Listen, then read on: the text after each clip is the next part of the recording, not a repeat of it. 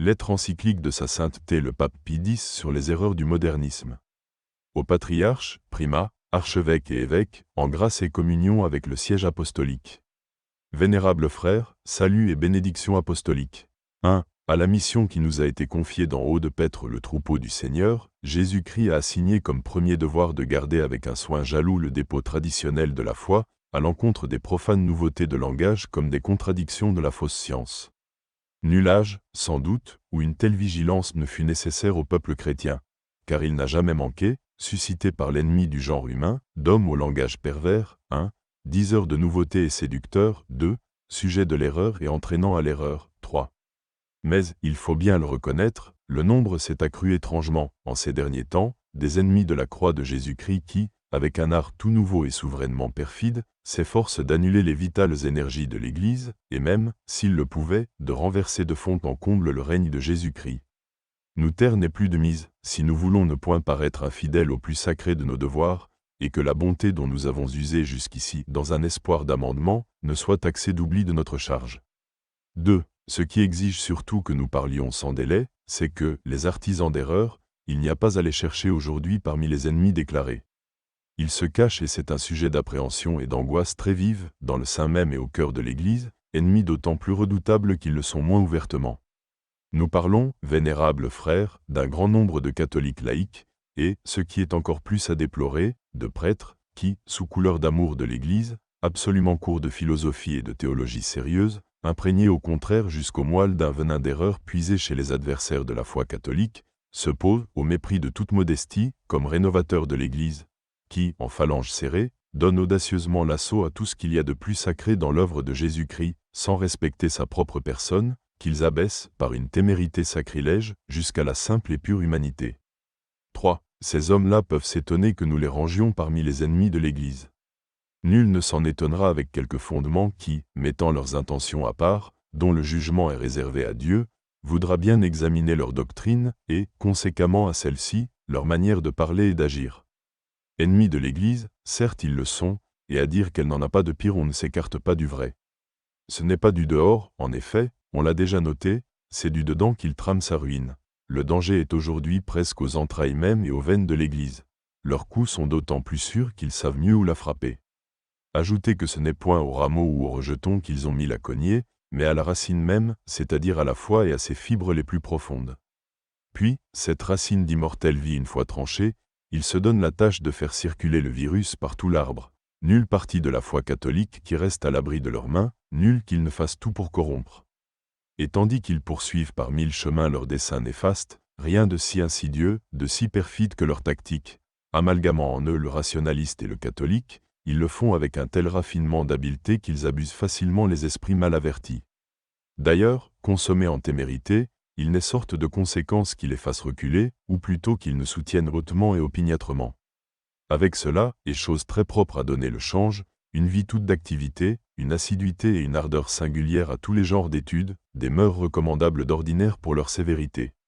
Enfin, et ceci paraît ôter tout espoir de remède, leurs doctrines leur ont tellement perverti l'âme qu'ils en sont devenus contempteurs de toute autorité, impatients de tout frein, prenant assiette sur une conscience faussée, ils font tout pour qu'on attribue au pur zèle de la vérité ce qui est œuvre uniquement d'opiniâtreté et d'orgueil.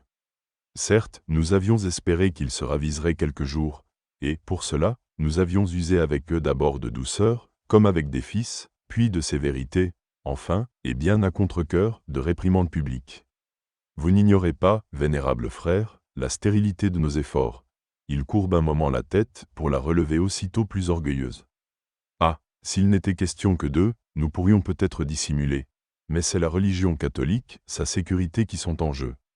Trêve donc au silence, qui désormais serait un crime. Il est temps de lever le masque à ces hommes-là et de les montrer à l'Église universelle tels qu'ils sont.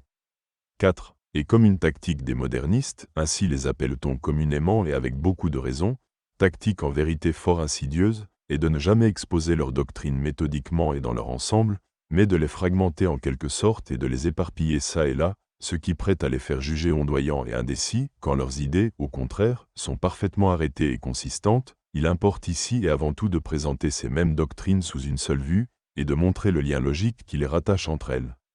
Nous nous réservons d'indiquer ensuite les causes des erreurs et de prescrire les remèdes propres à retrancher le mal. 5. Et pour procéder avec clarté dans une matière en vérité fort complexe, il faut noter tout d'abord que les modernistes assemblent et mélangent pour ainsi dire en eux plusieurs personnages. C'est à savoir le philosophe, le croyant, le théologien, l'historien, le critique, l'apologiste, le réformateur. Personnages qu'il importe de bien démêler si l'on veut connaître à fond leur système et se rendre compte des principes comme des conséquences de leur doctrine. 6. Et pour commencer par le philosophe, les modernistes posent comme base de leur philosophie religieuse la doctrine appelée communément agnosticisme. La raison humaine, enfermée rigoureusement dans le cercle des phénomènes, c'est-à-dire des choses qui apparaissent, et telles précisément qu'elles apparaissent, n'a ni la faculté ni le droit d'en franchir les limites. Elle n'est donc pas capable de s'élever jusqu'à Dieu, non pas même pour en connaître, par le moyen des créatures, l'existence, telle est cette doctrine. D'où ils infèrent deux choses, que Dieu n'est point objet direct de science, que Dieu n'est point un personnage historique. Qu'advient-il, après cela, de la théologie naturelle, des motifs de crédibilité, de la révélation extérieure? Il est aisé de le comprendre. Il les supprime purement et simplement et les renvoie à l'intellectualisme, système, disent-ils, qui fait sourire de pitié, et dès longtemps périmé. Rien ne les arrête, pas même les condamnations dont l'Église a frappé ces erreurs monstrueuses, car le Concile du Vatican a décrété ce qui suit. Si quelqu'un dit que la lumière naturelle de l'humaine raison est incapable de faire connaître avec certitude, par le moyen des choses créées le seul et vrai Dieu, notre Créateur et Maître, qu'il soit anathème. 4. Et encore, si quelqu'un dit qu'il ne se peut faire, ou qu'il n'est pas expédient que l'homme soit instruit par révélation divine du culte à rendre à Dieu, qu'il soit anathème. 5. Et enfin, si quelqu'un dit que la révélation divine ne peut être rendue croyable par des signes extérieurs, et que ce n'est donc que par l'expérience individuelle ou par l'inspiration privée que les hommes sont mus à la foi, qu'il soit anathème. 6. Maintenant, de l'agnosticisme, qui n'est après tout qu'ignorance, comment les modernistes passent-ils à l'athéisme scientifique et historique, dont la négation fait au contraire tout le caractère de ce qu'ils ignorent si Dieu est intervenu dans l'histoire du genre humain? Par quel artifice de raisonnement en viennent-ils à expliquer cette même histoire absolument en dehors de Dieu, qui est tenu pour n'y avoir point eu effectivement de part? Le comprenne qui pourra. Toujours est-il qu'une chose, pour eux, parfaitement entendue et arrêtée, c'est que la science doit être athée, pareillement l'histoire. Nulle place dans le champ de l'une, comme de l'autre, sinon pour les phénomènes. Dieu et le divin en sont bannis. Quelles conséquences découlent de cette doctrine absurde, au regard de la personne sacrée du Sauveur, des mystères de sa vie et de sa mort, de sa résurrection et de son ascension glorieuse? C'est ce que nous verrons bientôt. 7. L'agnosticisme n'est que le côté négatif dans la doctrine des modernistes. Le côté positif est constitué par ce qu'on appelle l'immanence vitale. Il passe de l'un à l'autre en la manière que voici. Naturel ou surnaturel, la religion, comme tout autre fait, demande une explication. Or, la théologie naturelle une fois répudiée, tout accès à la révélation fermé par le rejet des motifs de crédibilité, qui plus est, toute révélation extérieure entièrement abolie, il est clair que, cette explication, on ne doit pas la chercher hors de l'homme. C'est dans l'homme même qu'elle se trouve, et, comme la religion est une forme de vie, dans la vie même de l'homme.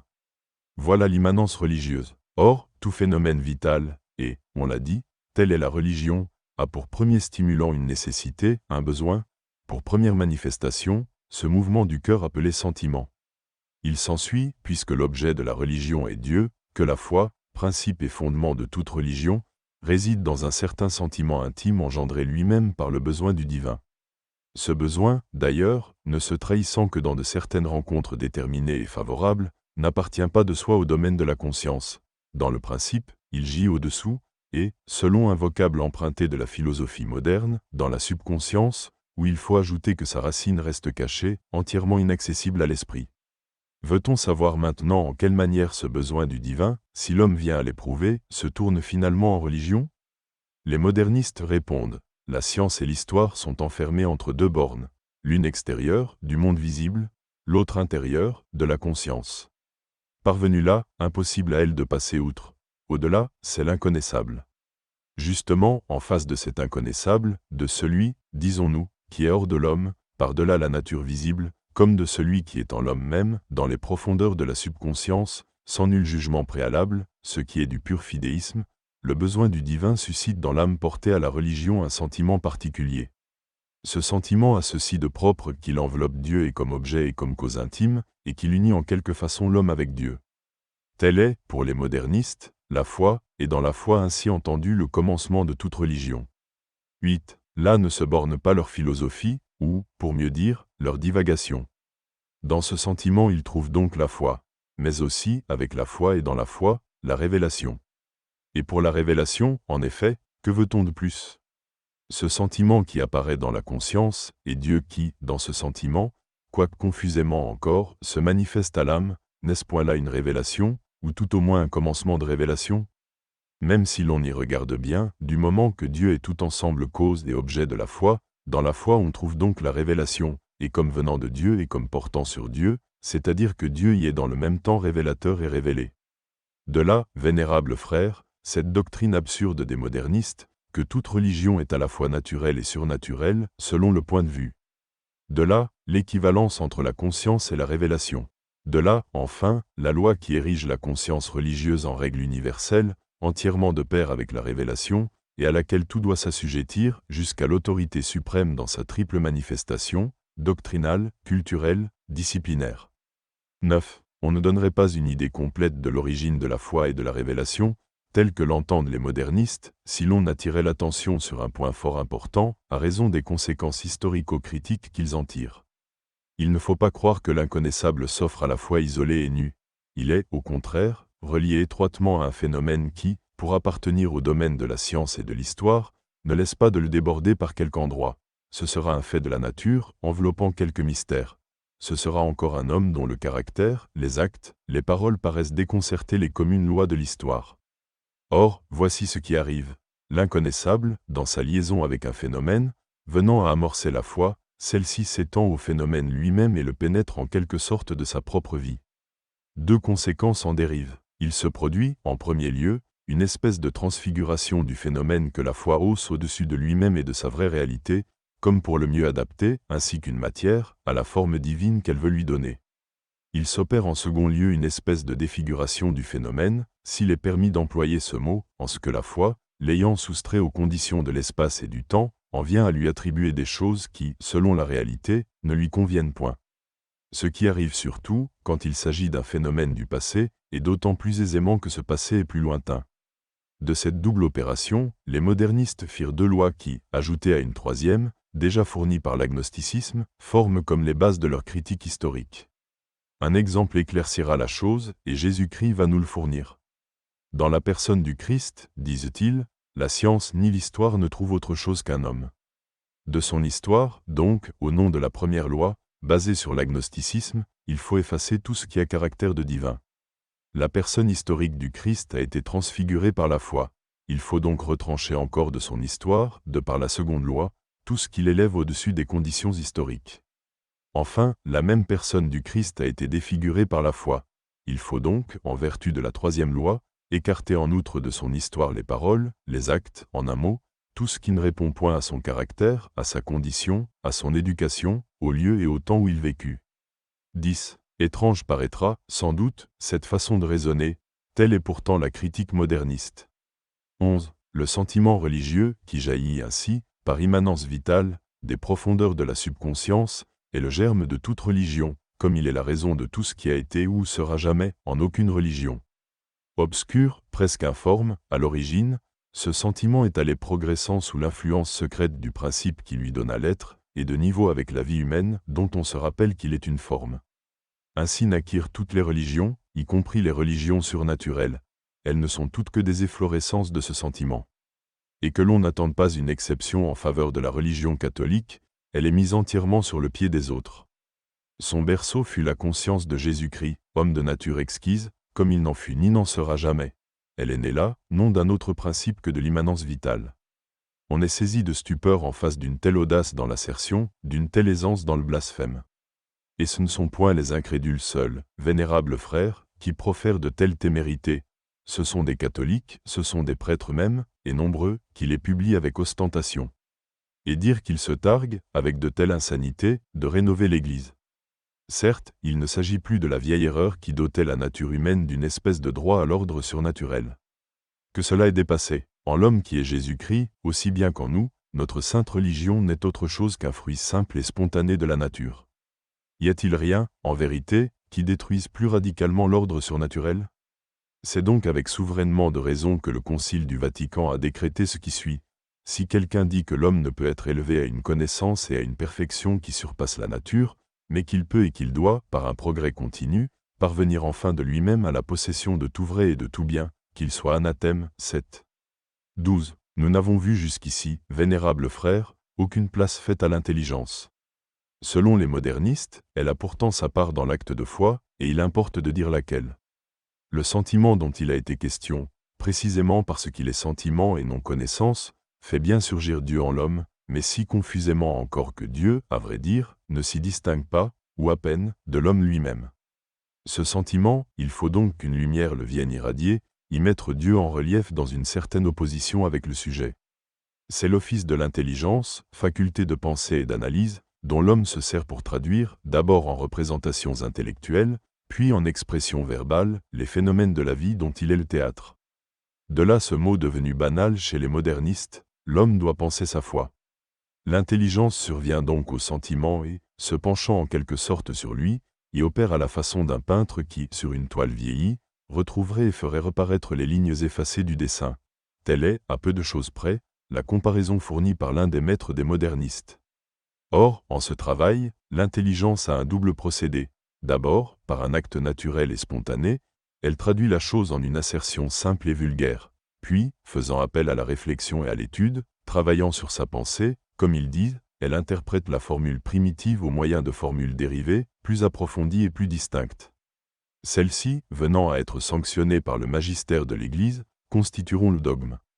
13. Le dogme, son origine, sa nature, tel est le point capital dans la doctrine des modernistes. Le dogme, d'après eux, tire son origine des formules primitives et simples, essentielles, sous un certain rapport, à la foi, car la révélation, pour être vraie, demande une claire apparition de Dieu dans la conscience. Le dogme lui-même, si on les comprend bien, est contenu proprement dans les formules secondaires.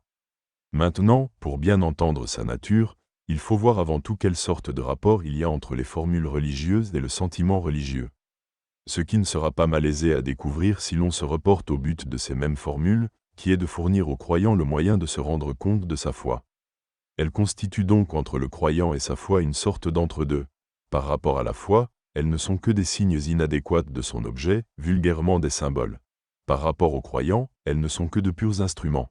D'où l'on peut déduire qu'elles ne contiennent point la vérité absolue comme symbole, elles sont des images de la vérité, qui ont à s'adapter aux sentiments religieux dans ses rapports avec l'homme, comme instruments, des véhicules de vérité, qui ont réciproquement à s'accommoder à l'homme dans ses rapports avec le sentiment religieux. Et comme l'absolu, qui est l'objet de ce sentiment, a des aspects infinis sous lesquels il peut successivement apparaître, comme le croyant, d'autre part, peut passer successivement sous des conditions fort dissemblables, il s'ensuit que les formules dogmatiques sont soumises à ces mêmes vicissitudes, partant sujettes à mutation. Ainsi est ouverte la voie à la variation substantielle des dogmes. Amoncellement infini de sophismes, où toute religion trouve son arrêt de mort. 14. Évoluer et changer, non seulement le dogme le peut, il le doit. C'est ce que les modernistes affirment hautement et qui d'ailleurs découle manifestement de leurs principes. Les formules religieuses, en effet, pour être véritablement religieuses, non de simples spéculations théologiques, doivent être vivantes, et de la vie même du sentiment religieux. Ceci est une doctrine capitale dans leur système et déduite du principe de l'immanence vitale. Ne l'entendez pas en ce sens qu'il soit nécessaire de construire les formules, surtout si elles sont imaginatives, précisément en vue du sentiment. Non, leur origine, leur nombre, jusqu'à un certain point leur qualité même, importe assez peu. Ce qu'il faut, c'est que le sentiment, après les avoir convenablement modifiés, s'il y a lieu, se les assimile vitalement. Ce qui revient à dire que la formule primitive demande à être acceptée et sanctionnée par le cœur.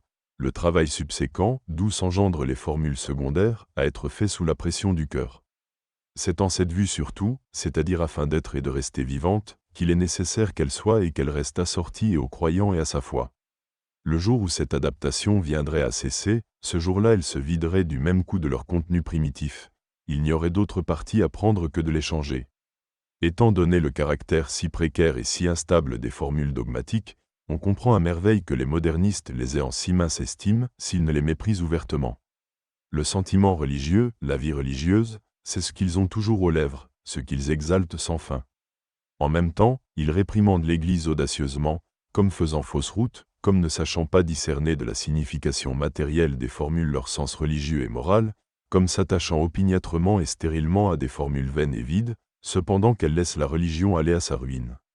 Aveugles et conducteurs d'aveugles qui, enflés d'une science orgueilleuse, en sont venus à cette folie de pervertir l'éternelle notion de la vérité, en même temps que la véritable nature du sentiment religieux, inventeurs d'un système où on les voit, sous l'empire d'un amour aveugle et effréné de nouveautés, ne se préoccuper aucunement de trouver un point d'appui solide à la vérité, mais, méprisant les saintes et apostoliques traditions, embrasser d'autres doctrines vaines, futiles, incertaines, condamnées par l'Église, sur lesquelles, hommes très vains eux-mêmes, ils prétendent appuyer et asseoir la vérité. 8.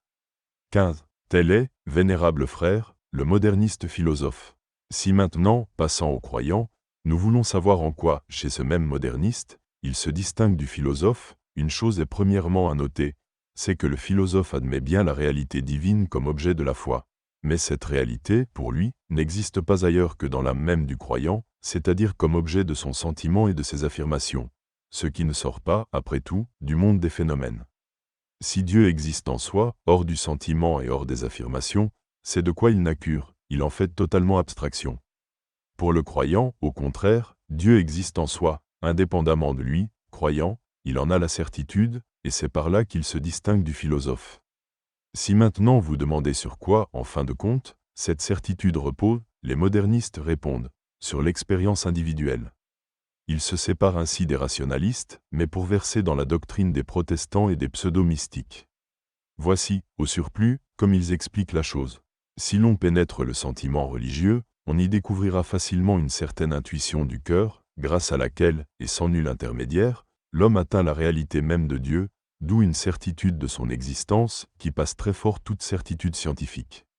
Et cela est une véritable expérience et supérieure à toutes les expériences rationnelles. Beaucoup, sans doute, la méconnaissent et la nient, tels les rationalistes, mais c'est tout simplement qu'ils refusent de se placer dans les conditions morales qu'elle requiert. Voilà donc, dans cette expérience, ce qui, d'après les modernistes, constitue vraiment et proprement le croyant. 16. Combien tout cela est contraire à la foi catholique, nous l'avons déjà vu dans un décret du Concile du Vatican. Comment la voie s'en trouve ouverte à l'athéisme, de même que par les autres erreurs déjà exposées, nous le dirons plus loin. Ce que nous voulons observer ici, c'est que la doctrine de l'expérience, jointe à l'autre du symbolisme, consacre comme vraie toute religion, sans en excepter la religion païenne. Est-ce qu'on ne rencontre pas dans toutes les religions des expériences de ce genre? Beaucoup le disent. Or, de quel droit les modernistes dénieraient-ils la vérité aux expériences religieuses qui se font, par exemple, dans la religion mahométane? Et en vertu de quel principe attribueraient-ils aux seuls catholiques le monopole des expériences vraies? Ils s'en gardent bien, les uns d'une façon voilée, les autres ouvertement, ils tiennent pour vraies toutes les religions. C'est aussi bien une nécessité de leur système. Car, poser leurs principes, à quel chef pourrait-il arguer une religion de fausseté? Ce ne pourrait être évidemment que pour la fausseté du sentiment ou pour celle de la formule. Mais, d'après eux, le sentiment est toujours et partout le même, substantiellement identique. Quant à la formule religieuse, tout ce qu'on lui demande, c'est l'adaptation au croyant, quel que soit par ailleurs son niveau intellectuel, en même temps qu'à sa foi. Tout au plus, dans cette mêlée des religions, ce qu'il pourrait revendiquer en faveur de la religion catholique, c'est qu'elle est plus vraie, parce qu'elle est plus vivante. C'est encore qu'elle est plus digne du nom de chrétienne, parce qu'elle répond mieux que toute autre aux origines du christianisme. De telles conclusions ne sauraient surprendre, elles découlent des prémices. Ce qui est fort étrange, c'est que des catholiques, c'est que des prêtres, dont nous aimons à penser que de telles monstruosités leur font horreur, se comportent néanmoins, dans la pratique, comme s'ils les approuvaient pleinement. C'est que des catholiques, des prêtres, décernent de telles louanges, rendent de tels hommages aux coryphées de l'erreur, qu'ils prêtent à penser que ce qu'ils veulent honorer par là, c'est moins les hommes eux-mêmes, non indignes peut-être de toute considération, que les erreurs par eux ouvertement professées et dont ils se sont fait les champions. 17. Un autre point où les modernistes se mettent en opposition flagrante avec la foi catholique, c'est que le principe de l'expérience religieuse, ils le transfèrent à la tradition, et la tradition, telle que l'entend l'Église, s'en trouve ruinée totalement. Qu'est-ce que la tradition, pour les modernistes? La communication faite à d'autres de quelque expérience originale, par l'organe de la prédication, et moyennant la formule intellectuelle. Car, à cette dernière, en sus de la vertu représentative, comme ils l'appellent, ils attribuent encore une vertu suggestive s'exerçant soit sur le croyant même pour réveiller en lui le sentiment religieux, assoupi peut-être, ou encore pour lui faciliter de réitérer les expériences déjà faites, soit sur les non-croyants pour engendrer en eux le sentiment religieux et les amener aux expériences qu'on leur désire. C'est ainsi que l'expérience religieuse va se propageant à travers les peuples, et non seulement parmi les contemporains par la prédication proprement dite, mais encore de génération en génération par l'écrit ou par la transmission orale. Or, cette communication d'expérience a des fortunes fort diverses. Tantôt elle prend racine et s'implante, tantôt elle languit et s'éteint. C'est à cette épreuve, d'ailleurs, que les modernistes, pour qui vie et vérité ne sont qu'un, jugent de la vérité des religions. Si une religion vit, c'est qu'elle est vraie. Si elle n'était pas vraie, elle ne vivrait pas.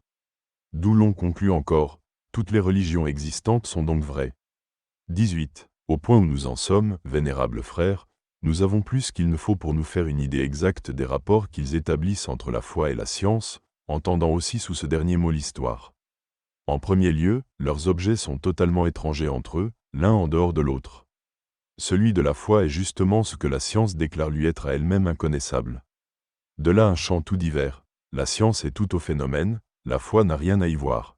La foi est tout au divin, cela est au-dessus de la science. D'où l'on conclut enfin qu'entre la science et la foi il n'y a point de conflit possible, qu'elles restent chacune chez elles, et elles ne pourront jamais se rencontrer ni, partant, se contredire. Que si l'on objecte à cela qu'il est certaines choses de la nature visible qui relèvent aussi de la foi, par exemple la vie humaine de Jésus-Christ, ils le nieront. Il est bien vrai, diront-ils, que ces choses-là appartiennent par leur nature au monde des phénomènes. Mais, en tant qu'elles sont pénétrées de la vie de la foi, et que, en la manière qui a été dite, elles sont transfigurées et défigurées par la foi, sous cet aspect précis les voilà soustraites au monde sensible et transportées en guise de matière, dans l'ordre divin. Ainsi à la demande si Jésus-Christ a fait de vrais miracles et de véritables prophéties, s'il est ressuscité et monté au ciel, non, répondra la science agnostique. Oui, répondra la foi. Où il faudra bien se garder pourtant de trouver une contradiction. La négation est du philosophe parlant à des philosophes et qui n'envisage Jésus-Christ que selon la réalité historique, l'affirmation est du croyant s'adressant à des croyants et qui considèrent la vie de Jésus-Christ comme vécue à nouveau par la foi et dans la foi. 19. Or, l'on se tromperait très fort si l'on s'imaginait après cela que, entre la science et la foi, il n'existe de subordination d'aucune sorte. C'est fort bien et fort justement penser de la science, mais non certes de la foi, assujettie qu'elle est à la science, non pas à un titre mais à trois. Il faut observer, premièrement, que, dans tout fait religieux, à la réserve de la réalité divine, et de l'expérience qu'en a le croyant, tout le reste, notamment les formules religieuses, ne dépasse point la sphère des phénomènes, n'est point soustrait par conséquent au domaine scientifique. Que le croyant s'exile donc du monde, s'il lui plaît, mais, tant qu'il y reste, il doit subir les lois, le contrôle, le jugement de la science. En second lieu, si l'on a dit que la foi seule a Dieu pour objet, il faut l'entendre de la réalité divine, non de l'idée, car l'idée est tributaire de la science, attendu que celle-ci, dans l'ordre logique, comme on dit, s'élève jusqu'à l'absolu et à l'idéal. À la science, donc, à la philosophie de connaître de l'idée de Dieu, de la guider dans son évolution et, s'il venait à s'y mêler quelque élément étranger, de la corriger. D'où cette maxime des modernistes que l'évolution religieuse doit se coordonner à l'évolution intellectuelle et morale, ou, pour mieux dire, et selon le mot d'un de leurs maîtres, s'y subordonner. Enfin, l'homme ne souffre point en soi de dualisme. Aussi le croyant est-il stimulé par un besoin intime de synthèse à tellement harmoniser entre elles la science et la foi, que celles-ci ne contredisent jamais à la conception générale que celle-là se fait de l'univers.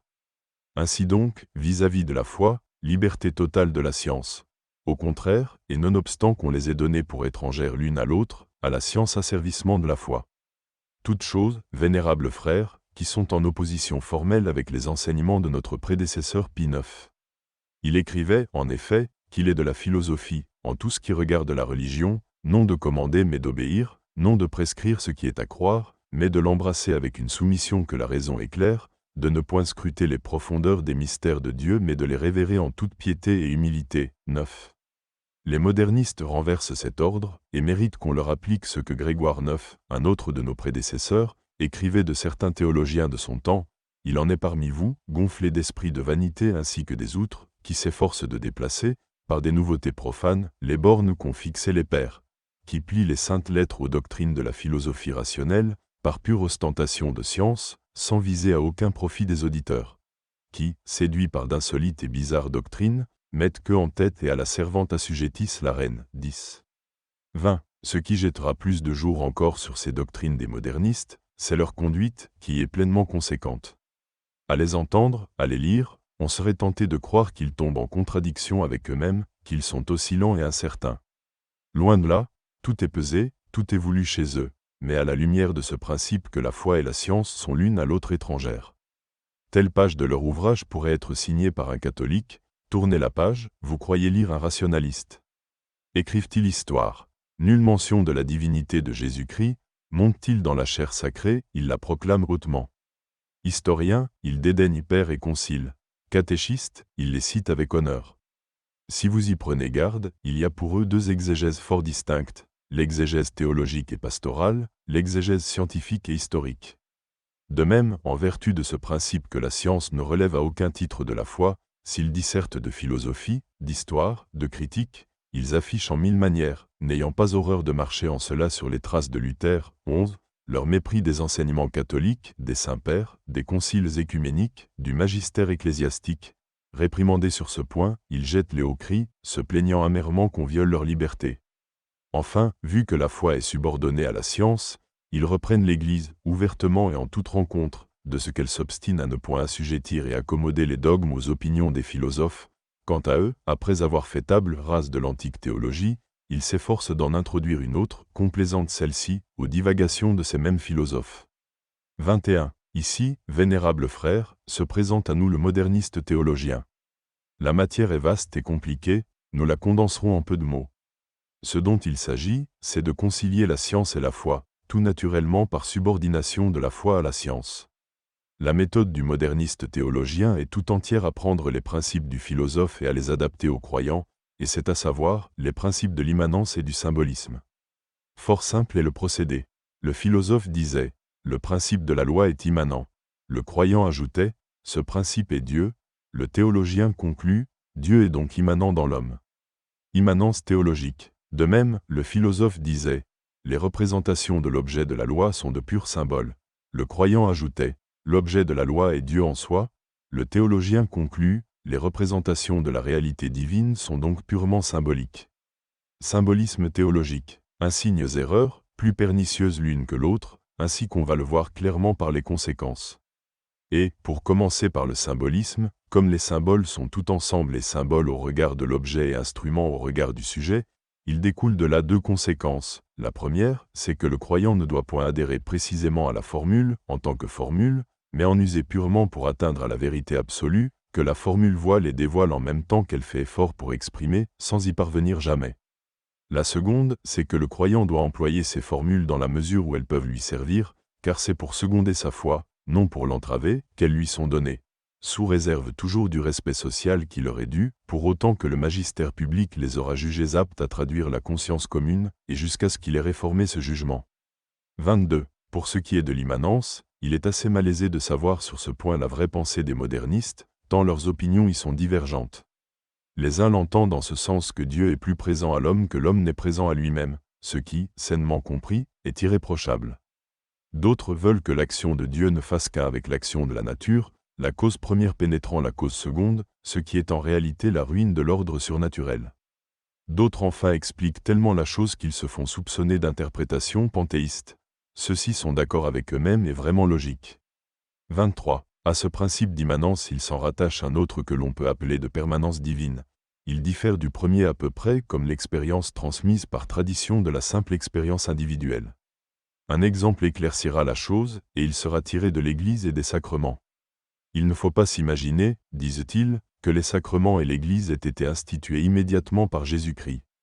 Cela est en contradiction avec l'agnosticisme qui, en Jésus-Christ, ne voit autre chose qu'un homme, dont la conscience, à l'instar de toute conscience humaine, est allée se formant peu à peu, avec la loi d'immanence, qui répudie les applications faites du dehors, comme ils disent, avec la loi d'évolution, qui demande du temps pour le développement des germes, ainsi qu'une série changeante de circonstances, avec l'histoire, enfin, qui constate que les choses se sont passées effectivement selon les exigences de ces lois. Ce qui n'empêche point, et il faut l'affirmer, que l'Église et les sacrements aient été institués immédiatement par Jésus-Christ. Voici de quelle manière toutes les consciences chrétiennes furent enveloppées en quelque sorte dans la conscience du Christ, ainsi que la plante dans son germe. Et de même que les rejetons vivent de la vie du germe, Ainsi faut-il dire que tous les chrétiens vivent de la vie de Jésus-Christ. Or, la vie de Jésus-Christ est divine, selon la foi. Divine sera donc aussi la vie des chrétiens.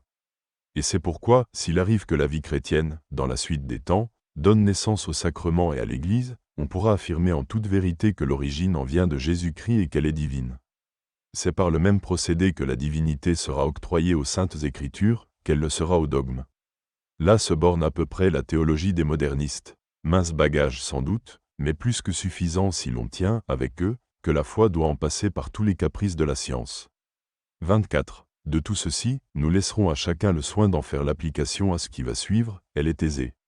25. Nous avons surtout parlé jusqu'ici de l'origine et de la nature de la foi.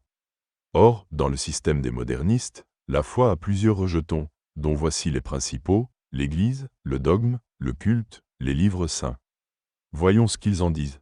Pour commencer par le dogme, il est si connexe avec la foi que nous avons déjà dû en retracer plus haut l'origine et la nature. Il naît du besoin qu'éprouve le croyant de travailler sur sa pensée religieuse, en vue d'éclairer de plus en plus et sa propre conscience et celle des autres. Ce travail consiste à pénétrer et à expliquer la formule primitive, ce qui ne doit point s'entendre d'un développement d'ordre rationnel et logique, mais commandé entièrement par les circonstances, il l'appelle, d'un mot assez obscur pour qui n'est pas au fait de leur langage, vital. Il arrive ainsi qu'autour de la formule primitive naissent peu à peu des formules secondaires, organisées par la suite en corps de doctrine, ou, pour parler avec eux, en construction doctrinale, sanctionnées en outre par le magistère public, comme répondant à la conscience commune, elles recevront le nom de dogme. Du dogme il faut distinguer avec soin les pures spéculations théologiques. Celles-ci, d'ailleurs, pour n'être point vivantes, à proprement parler, de la vie de la foi, ne laissent pas d'avoir leur utilité, elles servent à concilier la religion avec la science, à supprimer entre elles tout conflit, de même à éclairer extérieurement la religion, à la défendre, elles peuvent enfin constituer une matière en préparation pour un dogme futur. Du culte il y aurait peu à dire, si ce n'était que sous ce mot sont compris les sacrements, et sur les sacrements les modernistes greffent de fort graves erreurs. Le culte naît d'une double nécessité, d'un double besoin. Car, on l'a remarqué, la nécessité, le besoin, telle est, dans leur système, la grande et universelle explication. Le premier besoin, ici, est de donner à la religion un corps sensible. Le second, de la propager, à quoi il ne faudrait pas songer sans forme sensible ni sans les actes sanctifiants que l'on appelle sacrements.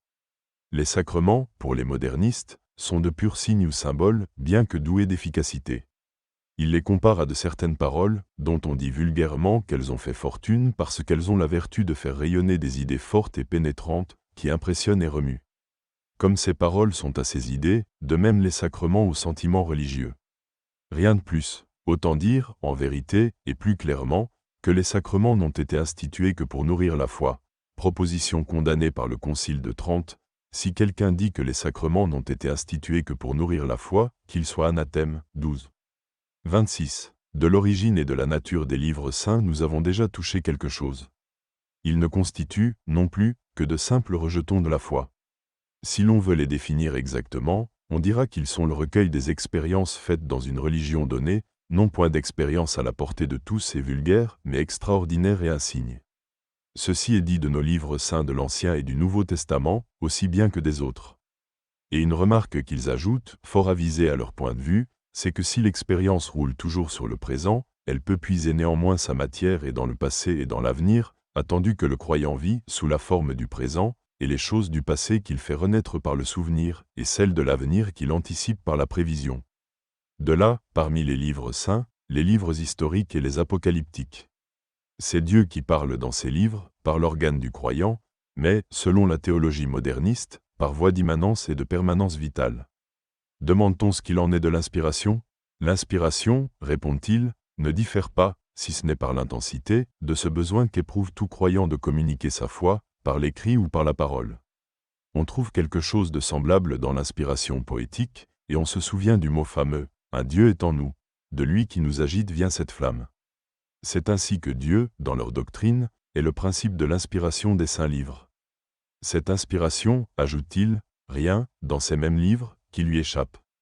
En quoi vous les croiriez plus orthodoxes que certaines autres de ce temps, qui la rétrécissent quelque peu, en lui dérobant, par exemple, ce qu'ils appellent les citations tacites. Jonglerie de mots et apparence pure. Si l'on commence par déclarer, selon les principes de l'agnosticisme, que la Bible est un ouvrage humain écrit par des hommes et pour des hommes, sauf à les dire théologiquement divin par immanence, le moyen de rétrécir l'inspiration? Universelle, l'inspiration, oui, au sens moderniste, nulle, au sens catholique. 27. Nous voici à l'Église, où leurs fantaisies vont nous offrir plus ample matière. L'Église est née d'un double besoin, du besoin qu'éprouve tout fidèle, surtout s'il a eu quelque expérience originale, de communiquer sa foi. Ensuite, quand la foi est devenue commune, ou, comme on dit, collective, du besoin de s'organiser en société, pour conserver, accroître, propager le trésor commun. Alors, qu'est-ce donc que l'Église? Le fruit de la conscience collective, autrement dit de la collection des consciences individuelles. Conscience qui, en vertu de la permanence vitale, dérive d'un premier croyant, pour les catholiques, de Jésus-Christ. Or, toute société a besoin d'une autorité dirigeante, qui guide ses membres à la fin commune, qui, en même temps, par une action prudemment conservatrice, sauvegarde ces éléments essentiels, c'est-à-dire, dans la société religieuse, le dogme et le culte. De là, dans l'Église catholique, le triple pouvoir, disciplinaire, doctrinal, liturgique. De l'origine de cette autorité se déduit sa nature, comme de sa nature ensuite, ses droits et ses devoirs. Au temps passé, c'était une erreur commune que l'autorité fût venue à l'Église du dehors, savoir de Dieu immédiatement. En ce temps-là, on pouvait à bon droit la regarder comme autocratique. Mais on en est bien revenu aujourd'hui. De même que l'Église est une émanation vitale de la conscience collective, de même, à son tour, l'autorité est un produit vital de l'Église. La conscience religieuse, tel est donc le principe d'où l'autorité procède, tout comme l'Église, et, s'il en est ainsi, elle en dépend. Vient-elle à oublier ou méconnaître cette dépendance, elle tourne en tyrannie. Nous sommes à une époque où le sentiment de la liberté est en plein épanouissement dans l'ordre civil, la conscience publique a créé le régime populaire. Or il n'y a pas deux consciences dans l'homme, non plus que deux vies. Si l'autorité ecclésiastique ne veut pas, au plus intime des consciences, provoquer et fomenter un conflit, à elle de se plier aux formes démocratiques. Au surplus, à ne le point faire, c'est la ruine. Car il y aurait folie à s'imaginer que le sentiment de la liberté, au point où il en est, puisse reculer. Enchaîné de force et contraint, terrible serait son explosion. Elle emporterait tout, Église et religion. Telles sont, en cette matière, les idées des modernistes, dont c'est, par suite, le grand souci de chercher une voie de conciliation entre l'autorité de l'Église et la liberté des croyants. 28. Mais l'Église n'a pas seulement à s'entendre amicalement avec les siens.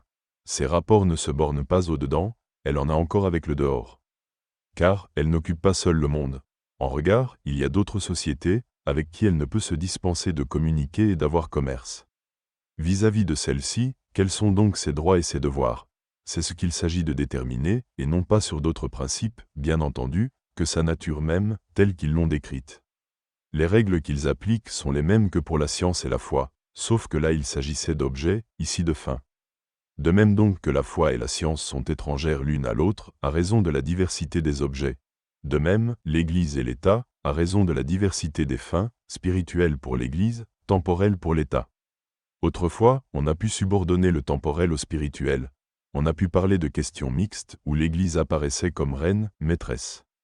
La raison en est que l'on tenait alors l'Église comme instituée directement de Dieu, en tant qu'il est auteur de l'ordre surnaturel. Mais cette doctrine, aujourd'hui, philosophie et histoire s'accordent à la répudier. Donc séparation de l'Église et de l'État, du catholique et du citoyen. Tout catholique, car il est en même temps citoyen, a le droit et le devoir, sans se préoccuper de l'autorité de l'Église, sans tenir compte de ses désirs, de ses conseils, de ses commandements, au mépris même de ses réprimandes, de poursuivre le bien public en la manière qu'il estime la meilleure. Tracer et prescrire aux citoyens une ligne de conduite, sous un prétexte quelconque, est un abus de la puissance ecclésiastique, contre lequel c'est un devoir de réagir de toutes ses forces. 29. Les principes dont toutes ces doctrines dérivent ont été solennellement condamnés par Pie VI, notre prédécesseur, dans sa Constitution Auctorem Fidei, 13. 30. Il ne suffit pas à l'écoute moderniste que l'État soit séparé de l'Église. De même que la foi doit se subordonner à la science, quant aux éléments phénoménaux, ainsi faut-il que dans les affaires temporelles l'Église s'assujettisse à l'État. Cela, ils ne le disent peut-être pas encore ouvertement, ils le diront quand sur ce point ils seront logiques.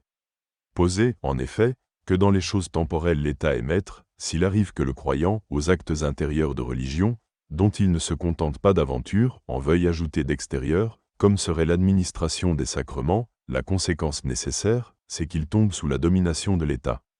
Et que dire alors de l'autorité ecclésiastique, dont justement il n'est pas un seul acte qui ne se traduise à l'extérieur? Il faudra donc qu'elle lui soit totalement assujettie. C'est l'évidence de ces conclusions qui a amené bon nombre de protestants libéraux à rejeter tout culte extérieur, même toute société religieuse extérieure, et à essayer de faire prévaloir une religion purement individuelle. Si les modernistes n'en sont point encore arrivés là, ce qu'ils demandent, en attendant, c'est que l'Église veuille, sans trop se faire prier, suivre leur direction, et qu'elle en vienne enfin à s'harmoniser avec les formes civiles. 31. Telles sont leurs idées sur l'autorité disciplinaire. Quant à l'autorité doctrinale et dogmatique, bien plus avancées, bien plus pernicieuses sont sur ce point leurs doctrines. Veut-on savoir comment ils imaginent le magistère ecclésiastique? Nulle société religieuse, disent-ils, n'a de véritable unité que si la conscience religieuse de ses membres est une, et une aussi la formule qu'ils adoptent. Or, cette double unité requiert une espèce d'intelligence universelle, dont ce soit l'office de chercher et de déterminer la formule répondant le mieux à la conscience commune, qui ait en outre suffisamment d'autorité, cette formule une fois arrêtée, pour l'imposer à la communauté. De la combinaison et comme de la fusion de ces deux éléments, intelligence qui choisit la formule, autorité qui l'impose, résulte, pour les modernistes, la notion du magistère ecclésiastique. Et comme ce magistère a sa première origine dans les consciences individuelles, et qu'il remplit un service public pour leur plus grande utilité, il est de toute évidence qu'il s'y doit subordonner, par là même se plier aux formes populaires. Interdire aux consciences individuelles de proclamer ouvertement et hautement leurs besoins, bâillonner la critique, l'empêcher de pousser aux évolutions nécessaires, ce n'est donc plus l'usage d'une puissance commise pour des fins utiles, c'est un abus d'autorité. Puis, l'usage de cette autorité ou puissance a besoin de se tempérer. Condamner et proscrire un ouvrage à l'insu de l'auteur sans explication de sa part, sans discussion, cela véritablement confine à la tyrannie. En somme, ici encore, il faut trouver une voie moyenne où soient assurés tout ensemble les droits de l'autorité et ceux de la liberté. En attendant, que fera le catholique? Il se proclamera hautement très respectueux de l'autorité mais sans se démentir le moins du monde, sans rien abdiquer de son caractère ni de ses idées. Généralement, voici ce qu'ils imposent à l'Église. Du moment que sa fin est toute spirituelle, l'autorité religieuse doit se dépouiller de tout cet appareil extérieur, de tous ces ornements pompeux par lesquels elle se donne comme en spectacle. En quoi ils oublient que la religion, si elle appartient à l'âme proprement, n'y est pourtant pas confinée, et que l'honneur rendu à l'autorité rejaillit sur Jésus-Christ, qui l'a instituée. 32. Pour épuiser toute cette matière de la foi et de ses rejetons, il nous reste à voir comment les modernistes entendent leur développement. Ils posent tout d'abord ce principe général que, dans une religion vivante, il n'est rien qui ne soit variable, rien qui ne doive varier. D'où ils passent à ce que l'on peut regarder comme le point capital de leur système, savoir l'évolution. Des lois de l'évolution, dogmes, église, culte, livre saint, foi même, tout est tributaire, sous peine de mort. Que l'on reprenne sur chacune de ces choses en particulier les enseignements des modernistes, et ce principe ne pourra surprendre. Quant à son application, quant à la mise en acte des lois de l'évolution, voici leur doctrine. 33. Et d'abord pour la foi. Commune à tous les hommes et obscure, disent-ils, fut la forme primitive de la foi, parce que précisément elle prit naissance dans la nature même et dans la vie de l'homme. Ensuite elle progressa, et ce fut par évolution vitale, c'est-à-dire non pas par adjonction de nouvelles formes venues du dehors et purement adventices, mais par pénétration croissante du sentiment religieux dans la conscience. Et ce progrès fut de deux sortes. Négatif, par élimination de tout élément étranger, tel que le sentiment familial ou national. Positif, par solidarité avec le perfectionnement intellectuel et moral de l'homme, ce perfectionnement ayant pour effet d'élargir et d'éclairer de plus en plus la notion du divin, en même temps que d'élever et d'affiner le sentiment religieux. Pour expliquer ce progrès de la foi, il n'y a pas à recourir à d'autres causes qu'à celles-là même qui lui donnèrent origine, si ce n'est qu'il faut y ajouter l'action de certains hommes extraordinaires, ceux que nous appelons prophètes et dont le plus illustre a été Jésus-Christ. Ils concourent au progrès de la foi soit parce qu'ils offrent dans leur vie et dans leur discours quelque chose de mystérieux dont la foi s'empare et qu'elle finit par attribuer à la divinité, soit parce qu'ils sont favorisés d'expériences originales, en harmonie avec les besoins des temps où ils vivent. Le progrès du dogme est dû surtout aux obstacles que la foi doit surmonter, aux ennemis qu'elle doit vaincre, aux contradictions qu'elle doit écarter. Ajoutez-y un effort perpétuel pour pénétrer toujours plus profondément ses propres mystères. Ainsi est-il arrivé, pour nous borner à un seul exemple que, ce quelque chose de divin que la foi reconnaissait en Jésus-Christ, Elle est allée l'élevant et l'élargissant peu à peu et par degrés, jusqu'à ce que de lui finalement elle a fait un Dieu. Le facteur principal de l'évolution du culte est la nécessité d'adaptation aux coutumes et traditions populaires, comme aussi le besoin de mettre à profit la valeur que certains actes tirent de l'accoutumance. Pour l'Église enfin, c'est le besoin de se plier aux conjonctures historiques, de s'harmoniser avec les formes existantes des sociétés civiles. 34. Telle est l'évolution dans le détail. 35. Ce que nous voulons y faire noter d'une façon toute spéciale, c'est la théorie des nécessités ou besoins. Elle a d'ailleurs été jusqu'ici la base de tout, et c'est là-dessus que portera cette fameuse méthode qu'ils appellent historique. 36. Nous n'en avons pas fini avec l'évolution. L'évolution est due, sans doute, à ces stimulants, les besoins. Mais sous leur seule action, entraînée hors de la ligne traditionnelle, en rupture avec le germe initial, elle conduirait à la ruine plutôt qu'au progrès. Disons donc, pour rendre pleinement la pensée des modernistes, que l'évolution résulte du conflit de deux forces, dont l'une pousse au progrès, tandis que l'autre tend à la conservation. La force conservatrice, dans l'Église, c'est la tradition, et la tradition y est représentée par l'autorité religieuse. Ceci est en droit et en fait, en droit, parce que la défense de la tradition est comme un instinct naturel de l'autorité. En fait, parce que, planant au-dessus des contingences de la vie, l'autorité ne sent pas, ou que très peu, les stimulants du progrès. La force progressive, au contraire, qui est celle qui répond aux besoins, couve et fermente dans les consciences individuelles, et dans celles-là surtout qui sont en contact plus intime avec la vie. Voyez-vous poindre ici, vénérables frères, cette doctrine pernicieuse qui veut faire des laïcs, dans l'Église, un facteur de progrès? Or, c'est en vertu d'une sorte de compromis et de transaction entre la force conservatrice et la force progressive que les changements et les progrès se réalisent. Il arrive que les consciences individuelles, certaines du moins, réagissent sur la conscience collective. Celle-ci, à son tour, fait pression sur les dépositaires de l'autorité jusqu'à ce qu'enfin ils viennent à composition. Et, le pacte fait, elle veille à son maintien. 37. On comprend maintenant l'étonnement des modernistes quand ils sont réprimandés et frappés. Ce qu'on leur reproche comme une faute, mais c'est ce qu'ils regardent au contraire comme un devoir sacré. En contact intime avec les consciences, mieux que personne, sûrement mieux que l'autorité ecclésiastique, ils en connaissent les besoins, ils les incarnent, pour ainsi dire, en eux. Dès lors, ayant une parole et une plume, ils en usent publiquement, c'est un devoir. Que l'autorité les réprimande tant qu'il lui plaira. Ils ont pour eux leur conscience et une expérience intime qui leur dit avec certitude que ce qu'on leur doit, ce sont des louanges, non des reproches. Puis ils réfléchissent que, après tout, les progrès ne vont pas sans crise, ni les crises sans victimes. Victimes, soit, ils le seront après les prophètes, après Jésus-Christ. Contre l'autorité qui les maltraite, ils n'ont point d'amertume. Après tout, elle fait son devoir d'autorité. Seulement ils déplorent qu'elle reste sourde à leurs objurgations, parce qu'en attendant, les obstacles se multiplient devant les âmes en marche vers l'idéal. Mais l'heure viendra, elle viendra sûrement, où il faudra ne plus tergiverser, parce qu'on peut bien contrarier l'évolution, on ne la force pas. Et ils vont leur route, réprimandés et condamnés, ils vont toujours, dissimulant sous des dehors menteurs de soumission une audace sans borne. Ils courbent hypocritement la tête, pendant que, de toutes leurs pensées, de toutes leurs énergies, ils poursuivent plus audacieusement que jamais le plan tracé. Ceci est chez eux une volonté et une tactique, et parce qu'ils tiennent qu'il faut stimuler l'autorité, non la détruire, et parce qu'il leur importe de rester au sein de l'Église pour y travailler et y modifier peu à peu la conscience commune. Avouant par là, mais sans s'en apercevoir, que la conscience commune n'est donc pas avec eux, et que c'est contre tout droit qu'ils s'en prétendent les interprètes. 38. Ainsi, vénérables frères, la doctrine des modernistes, comme l'objet de leurs efforts, c'est qu'il n'y ait rien de stable, rien d'immuable dans l'Église.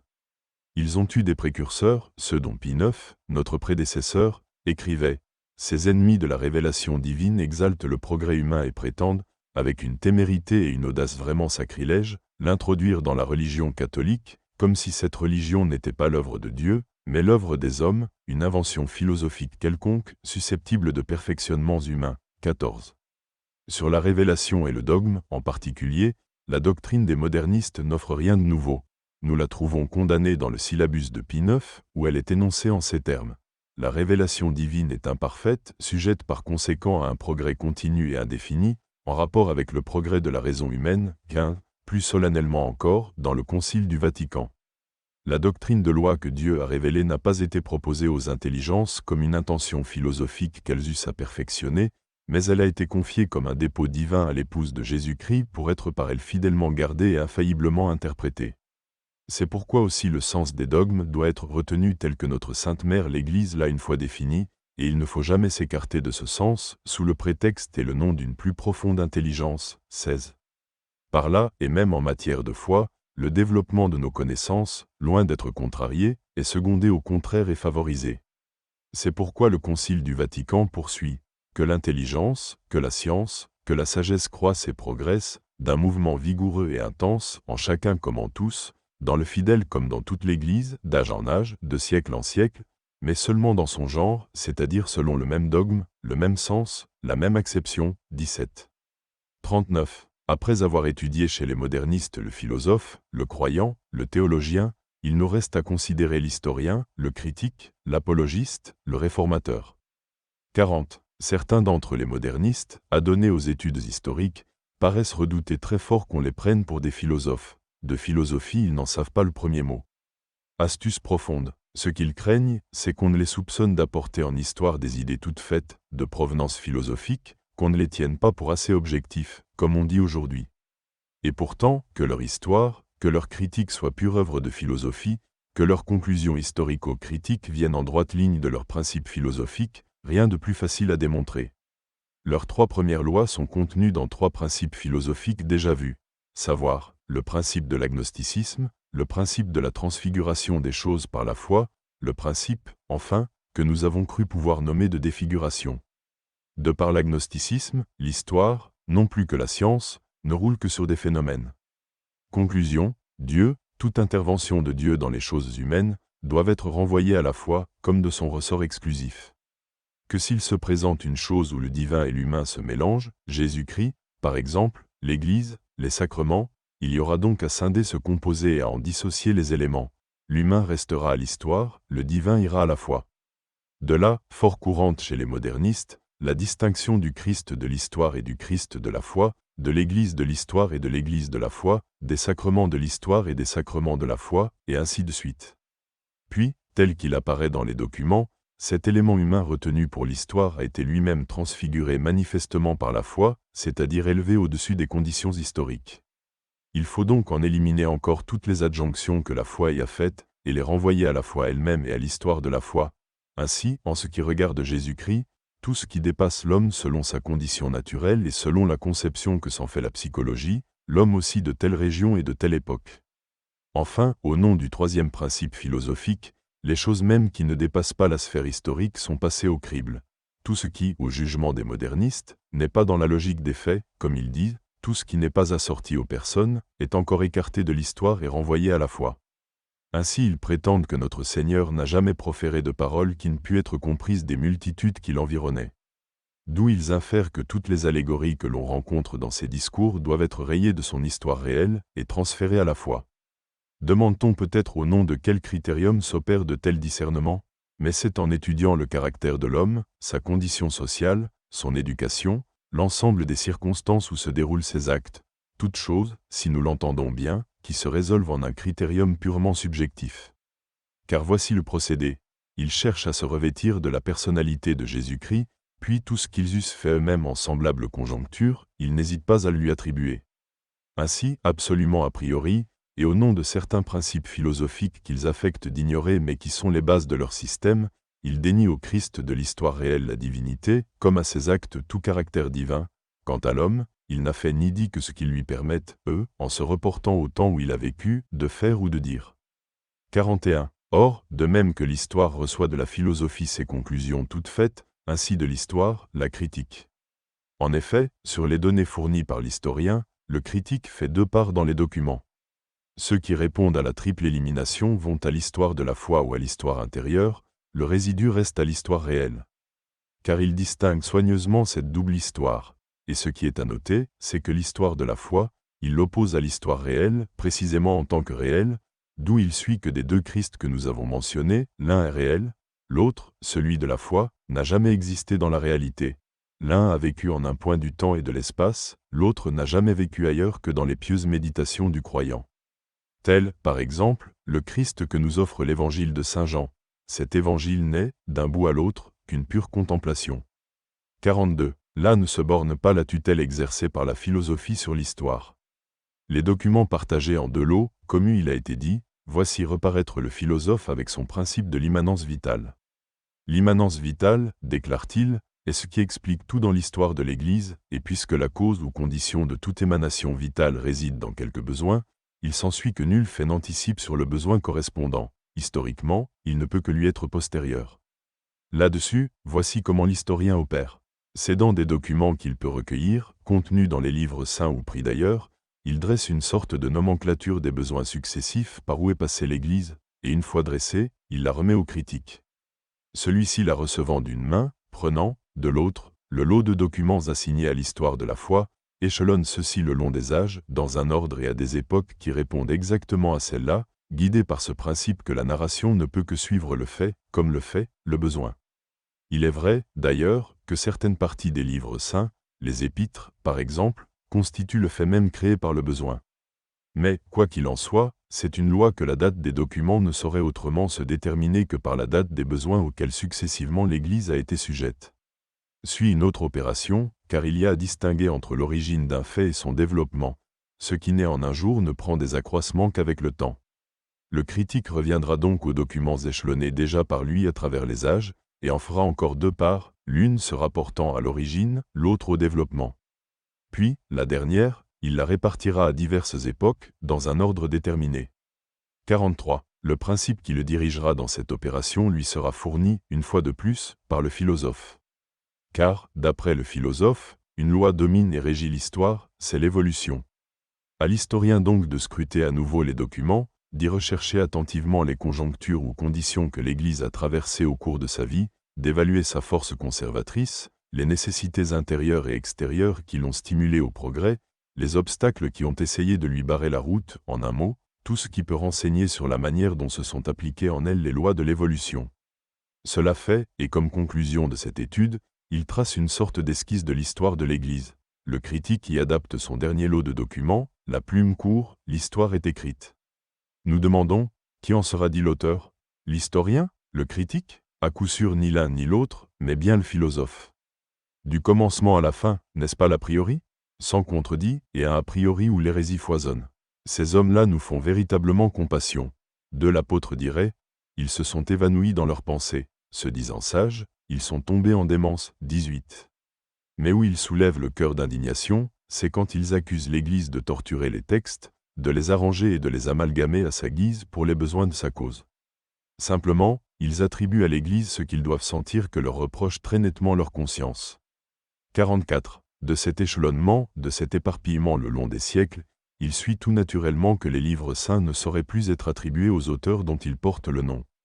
Qu'à cela ne tienne, il n'hésite pas à affirmer couramment que les livres en question, surtout le Pentateuque et les 3 premiers évangiles, se sont formés lentement d'adjonctions faites à une narration primitive fort brève, interpolation par manière d'interprétation théologique ou allégorique, ou simplement transition et suture. C'est que, pour dire la chose d'un mot, il y a à reconnaître dans les livres sacrés une évolution vitale, parallèle et même conséquente à l'évolution de la foi. Aussi bien, ajoute-t-il, les traces de cette évolution y sont si visibles qu'on en pourrait quasiment écrire l'histoire. Ils l'écrivent, cette histoire, et si imperturbablement que vous diriez qu'ils ont vu de leurs yeux les écrivains à l'œuvre, alors que, le long des âges, ils travaillaient à amplifier les livres saints. 45. La critique textuelle vient à la rescousse. Pour confirmer cette histoire du texte sacré, il s'évertue à montrer que tel fait, que telle parole n'y est point à sa place, ajoutant d'autres critiques du même acabit. Vous croiriez, en vérité, qu'ils se sont construits certains types de narration et de discours sur lesquels ils jugent ce qui est ou ce qui n'est pas déplacé. Et combien ils sont aptes à ce genre de critique. À les entendre vous parler de leurs travaux sur les livres sacrés, grâce auxquels ils ont pu découvrir en ceci tant de choses défectueuses. Il semblerait vraiment que nul homme avant eux ne les a feuilletés, qu'il n'y a pas eu à les fouiller en tous sens une multitude de docteurs infiniment supérieurs à eux en génie, en érudition, en sainteté, lesquels docteurs, bien loin d'y trouver à redire, redoublaient au contraire, à mesure qu'ils les scrutaient plus profondément, d'actions de grâce à la bonté divine, qui avait daigné de la sorte parler aux hommes. C'est que, malheureusement, ils n'avaient pas les mêmes auxiliaires d'étude que les modernistes, savoir, comme guide et règle, une philosophie venue de l'agnosticisme, et comme critérium eux-mêmes. Il nous semble avoir exposé assez clairement la méthode historique des modernistes. Le philosophe ouvre la marche, suit l'historien, puis, par ordre, la critique interne et la critique textuelle. Et comme le propre de la cause première est de laisser sa vertu dans tout ce qui suit, il est de toute évidence que nous ne sommes pas ici en face d'une critique quelconque, mais bien agnostique, immanentiste, évolutionniste. C'est pourquoi quiconque l'embrasse et l'emploie fait profession par là même d'accepter les erreurs qui y sont impliquées et se met en opposition avec la foi catholique. 46. S'il en est ainsi, on ne peut être qu'étrangement surpris de la valeur que lui prêtent certains catholiques. À cela il y a deux causes. D'une part, l'alliance étroite qu'ont faite entre eux les historiens et les critiques de cette école, au-dessus de toutes les diversités de nationalités et de religions. D'autre part, chez ces mêmes hommes, une audace sans borne, que l'un d'entre eux ouvre les lèvres, les autres d'une même voix l'applaudissent, en criant au progrès de la science. Quelqu'un a-t-il le malheur de critiquer l'une ou l'autre de leurs nouveautés, pour monstrueuses qu'elles soient, en rang serré, ils fondent sur lui. Qui la nie est traité d'ignorant, qui l'embrasse et la défend est porté au nu. Abusés par là, beaucoup vont à ceux qui, s'ils se rendaient compte des choses, reculeraient d'horreur. À la faveur de l'audace et de la prépotence des uns, de la légèreté et de l'imprudence des autres, il s'est formé comme une atmosphère pestilentielle qui gagne tout, pénètre tout et propage la contagion. Passons à l'apologiste. 47. L'apologiste, chez les modernistes, relève encore du philosophe et à double titre. D'abord, indirectement, en ce que, pour thème, il prend l'histoire, dictée, comme nous l'avons vu, par le philosophe. Puis, directement, en ce qu'il emprunte de lui ses lois. De là cette affirmation courante chez les modernistes que la nouvelle apologétique doit s'alimenter aux sources psychologiques et historiques. Donc les modernes apologistes entrent en matière en avertissant les rationalistes que s'ils défendent la religion, ce n'est pas sur les données des livres saints ni sur les histoires qui ont cours dans l'Église, écrites sous l'inspiration des vieilles méthodes, mais sur une histoire réelle, rédigée à la lumière des principes modernes et selon toute la rigueur des méthodes modernes. Et ce n'est pas par manière d'argumentation ad hominem qu'ils parlent ainsi. Nullement, mais parce qu'ils tiennent, en effet, cette dernière histoire pour la seule vraie. Qu'ils se tranquillisent, les rationalistes les savent sincères, ne les connaissent-ils pas bien pour les avoir vus combattre à leur côté, sous le même drapeau? Et ces louanges qu'ils leur décernent, n'est-ce pas un salaire? Louanges qui feraient horreur à un vrai catholique, mais dont eux, les modernistes, se félicitent et qu'ils opposent aux réprimandes de l'Église. 48. Mais voyons leurs procédés apologétiques. La fin qu'ils se proposent, c'est d'amener le non-croyant à faire l'expérience de la religion catholique, expérience qui est, d'après leurs principes, le seul vrai fondement de la foi. Deux voies y aboutissent, l'une objective, l'autre subjective. La première procède de l'agnosticisme. Elle tend à faire la preuve que la religion catholique, celle-là surtout, est douée d'une telle vitalité que son histoire, pour tout psychologue et pour tout historien de bonne foi, cache une inconnue. En cette vue, il est nécessaire de démontrer que cette religion, telle qu'elle existe aujourd'hui, est bien la même qui fut fondée par Jésus-Christ, c'est-à-dire le produit d'un développement progressif du germe qu'il apporta au monde. Ce germe, il s'agit donc, avant tout, de le bien déterminer, et ils prétendent le faire par la formule suivante. Le Christ a annoncé l'avènement du royaume de Dieu comme devant se réaliser à brève échéance, royaume dont il devait être lui-même, de par la volonté divine, l'agent et l'ordonnateur. Puis on doit montrer comment ce germe, toujours immanent et permanent au sein de la religion catholique, est allé se développant lentement au cours de l'histoire, s'adaptant successivement aux divers milieux qu'il traversait, empruntant d'eux, par assimilation vitale, toutes les formes dogmatiques, cultuelles, ecclésiastiques qui pouvaient lui convenir, tandis que, d'autre part, il surmontait tous les obstacles, terrassait tous les ennemis, survivant à toutes les attaques et à tous les combats. Quiconque aura bien et dûment considéré tout cet ensemble d'obstacles, d'adversaires, d'attaques, de combats, ainsi que la vitalité et la fécondité qui affirment l'Église, devra reconnaître que, si les lois de l'évolution sont visibles dans sa vie, elles n'expliquent pas, néanmoins, le tout de son histoire, qu'une inconnue s'en dégage, qui se dresse devant l'esprit. Ainsi raisonne-t-il, sans s'apercevoir que la détermination du germe primitif est un a priori du philosophe agnostique et évolutionniste, et que la formule en est gratuite, créée pour les besoins de la cause. 49. Tout en s'efforçant, par de telles argumentations, d'ouvrir accès dans les âmes à la religion catholique, les nouveaux apologistes concèdent d'ailleurs bien volontiers qu'ils s'y rencontrent nombre de choses dont on pourrait s'offenser. Ils vont même, et non sans une sorte de plaisir mal dissimulé, jusqu'à proclamer hautement que le dogme, ils l'ont constaté, n'est pas exempt d'erreurs et de contradictions. Ils ajoutent aussitôt, il est vrai, que tout cela est non seulement excusable, mais encore étrange chose, en vérité. Juste et légitime. Dans les livres sacrés, il y a maints endroits touchant à la science ou à l'histoire, où se constatent des erreurs manifestes. Mais ce n'est pas d'histoire ni de science que ces livres traitent, c'est uniquement de religion et de morale. L'histoire et la science n'y sont que des sortes d'involucres, où les expériences religieuses et morales s'enveloppent, pour pénétrer plus facilement dans les masses. Si, en effet, les masses n'entendaient pas autrement les choses, il est clair qu'une science et une histoire plus parfaites eussent été d'obstacles plutôt que de secours. Au surplus, les livres saints, étant essentiellement religieux, sont par là même nécessairement vivants.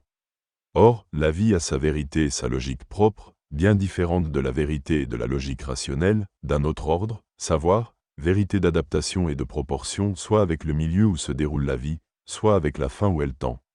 Enfin, ils poussent si loin les choses que, perdant toute mesure, ils en viennent à déclarer ce qui s'explique par la vie vraie et légitime. Nous, vénérables frères, pour qui il n'existe qu'une seule et unique vérité, et qui tenons que les saints livres, écrits sous l'inspiration du Saint-Esprit, ont Dieu pour auteur, 19. Nous affirmons que cela équivaut à prêter à Dieu lui-même le mensonge d'utilité ou mensonge officieux, et nous disons avec saint Augustin, en une autorité si haute, admettez un seul mensonge officieux, il ne restera plus parcelle de ces livres, dès qu'elle paraîtra difficile ou à pratiquer ou à croire, dans laquelle il ne soit loisible de voir un mensonge de l'auteur, voulu à dessein en vue d'un but, 20. Et ainsi il arrivera, poursuit le saint docteur, que chacun croira ce qu'il voudra, ne croira pas ce qu'il ne voudra pas. Mais les nouveaux apologistes vont de l'avant, fort allègrement. Ils accordent encore que, dans les saints livres, certains raisonnements, allégués pour justifier telle ou telle doctrine, ne reposent sur aucun fondement rationnel, ceux, par exemple, qui s'appuient sur les prophéties. Ils ne sont d'ailleurs nullement embarrassés pour les défendre, artifice de prédication, disent-ils, légitimés par la vie. 50. Quoi encore? En ce qui regarde Jésus-Christ, ils reconnaissent, bien plus ils affirment qu'il a erré manifestement dans la détermination du temps où l'avènement du royaume de Dieu devait se réaliser. Aussi bien, quoi d'étonnant, s'il était lui-même tributaire des lois de la vie. Après cela, que ne diront-ils pas des dogmes de l'Église? Les dogmes, ils foisonnent de contradictions flagrantes, mais, sans compter que la logique vitale les accepte, la vérité symbolique n'y répugne pas. Est-ce qu'il ne s'agit pas de l'infini et est-ce que l'infini n'a pas d'infinis aspects? Enfin, ils tiennent tant et si bien à soutenir et à défendre les contradictions, qu'ils ne reculent pas devant cette déclaration, que le plus bel hommage à rendre à l'infini, c'est encore d'en faire l'objet de propositions contradictoires. En vérité, quand on a légitimé la contradiction, y a-t-il quelque chose que l'on ne puisse légitimer? 51. Ce n'est pas seulement par des raisonnements objectifs que le non-croyant peut être disposé à la foi, mais encore par des arguments subjectifs. En cette vue, les modernistes, revenant à la doctrine de l'immanence, s'efforcent de persuader à cet homme que, en lui, dans les profondeurs mêmes de sa nature et de sa vie, se cachent l'exigence et le désir d'une religion, non point d'une religion quelconque, mais de cette religion spécifique qui est le catholicisme, absolument postulée, disent-ils, par le plein épanouissement de la vie. Ici, nous ne pouvons nous empêcher de déplorer, une fois encore et très vivement, qu'il se rencontre des catholiques qui, répudiant l'immanence comme doctrine, l'emploient néanmoins comme méthode d'apologétique, qui le font, disons-nous, avec si peu de retenue qu'ils paraissent admettre dans la nature humaine, au regard de l'ordre surnaturel, non pas seulement une capacité et une convenance, chose que, de tout temps, les apologistes catholiques ont eu soin de mettre en relief, mais une vraie et rigoureuse exigence. À vrai dire, ceux des modernistes qui recourent ainsi à une exigence de la religion catholique sont les modérés. Quant aux autres, que l'on peut appeler intégralistes, ce qu'ils se font fort de montrer aux non-croyants, caché au fond de son être, c'est le germe même que Jésus-Christ porta dans sa conscience et qu'il a légué au monde.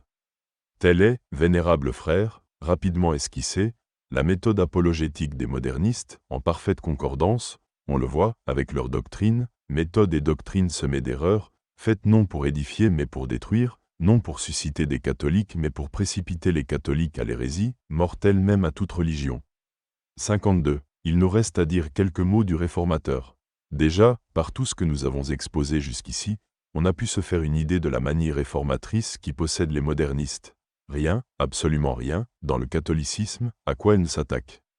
Réforme de la philosophie, surtout dans les séminaires, que l'on relègue la philosophie scolastique dans l'histoire de la philosophie, parmi les systèmes périmés, et que l'on enseigne aux jeunes gens la philosophie moderne, la seule vraie, la seule qui convienne à nos temps. Réforme de la théologie, que la théologie dite rationnelle ait pour base la philosophie moderne, la théologie positive pour fondement de l'histoire des dogmes. Quant à l'histoire, qu'elles ne soient plus écrites ni enseignées que selon leurs méthodes et leurs principes modernes. Que les dogmes et la notion de leur évolution soient harmonisés avec la science et l'histoire. Que dans les catéchismes on n'insère plus, en fait de dogmes, que ceux qui auront été réformés et qui seront à la portée du vulgaire.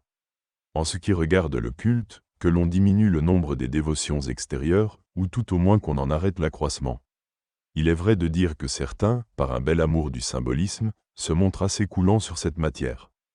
Que le gouvernement ecclésiastique soit réformé dans toutes ses branches, surtout la disciplinaire et la dogmatique. Que son esprit, que ses procédés extérieurs soient mis en harmonie avec la conscience, qui tourne à la démocratie, qu'une part soit donc faite dans le gouvernement au clergé inférieur et même aux laïcs, que l'autorité soit décentralisée. Réforme des congrégations romaines, surtout de celles du Saint-Office et de l'Index. Que le pouvoir ecclésiastique change de ligne de conduite sur le terrain social et politique, se tenant en dehors des organisations politiques et sociales, qu'il s'y adapte néanmoins pour les pénétrer de son esprit. En morale, ils font leur le principe des américanistes, que les vertus actives doivent aller avant les passives, dans l'estimation que l'on en fait comme dans la pratique. Au clergé, ils demandent de revenir à l'humilité et à la pauvreté antique, et, quant à ses idées et son action, de les régler sur leurs principes. Il en est enfin qui, faisant écho à leurs maîtres protestants, désirent la suppression du célibat ecclésiastique. Que reste-t-il donc sur quoi, et par application de leurs principes, ils ne demandent réforme? 53. Quelqu'un pensera peut-être, vénérable frère, que cette exposition des doctrines des modernistes nous a retenus trop longtemps. Elle était pourtant nécessaire, soit pour parer à leurs reproches coutumiers, que nous ignorerions leurs vraies idées, soit pour montrer que leur système ne consiste pas en théories éparses et sans lien, mais bien en un corps parfaitement organisé, dont les parties sont si bien solidaires entre elles qu'on en peut admettre une sans les admettre toutes. C'est pour cela aussi que nous avons dû donner à cette exposition un tour quelque peu didactique, sans avoir peur de certains vocables barbares en usage chez eux. Maintenant, embrassant d'un seul regard tout le système, qui pourra s'étonner que nous le définissions le rendez-vous de toutes les hérésies?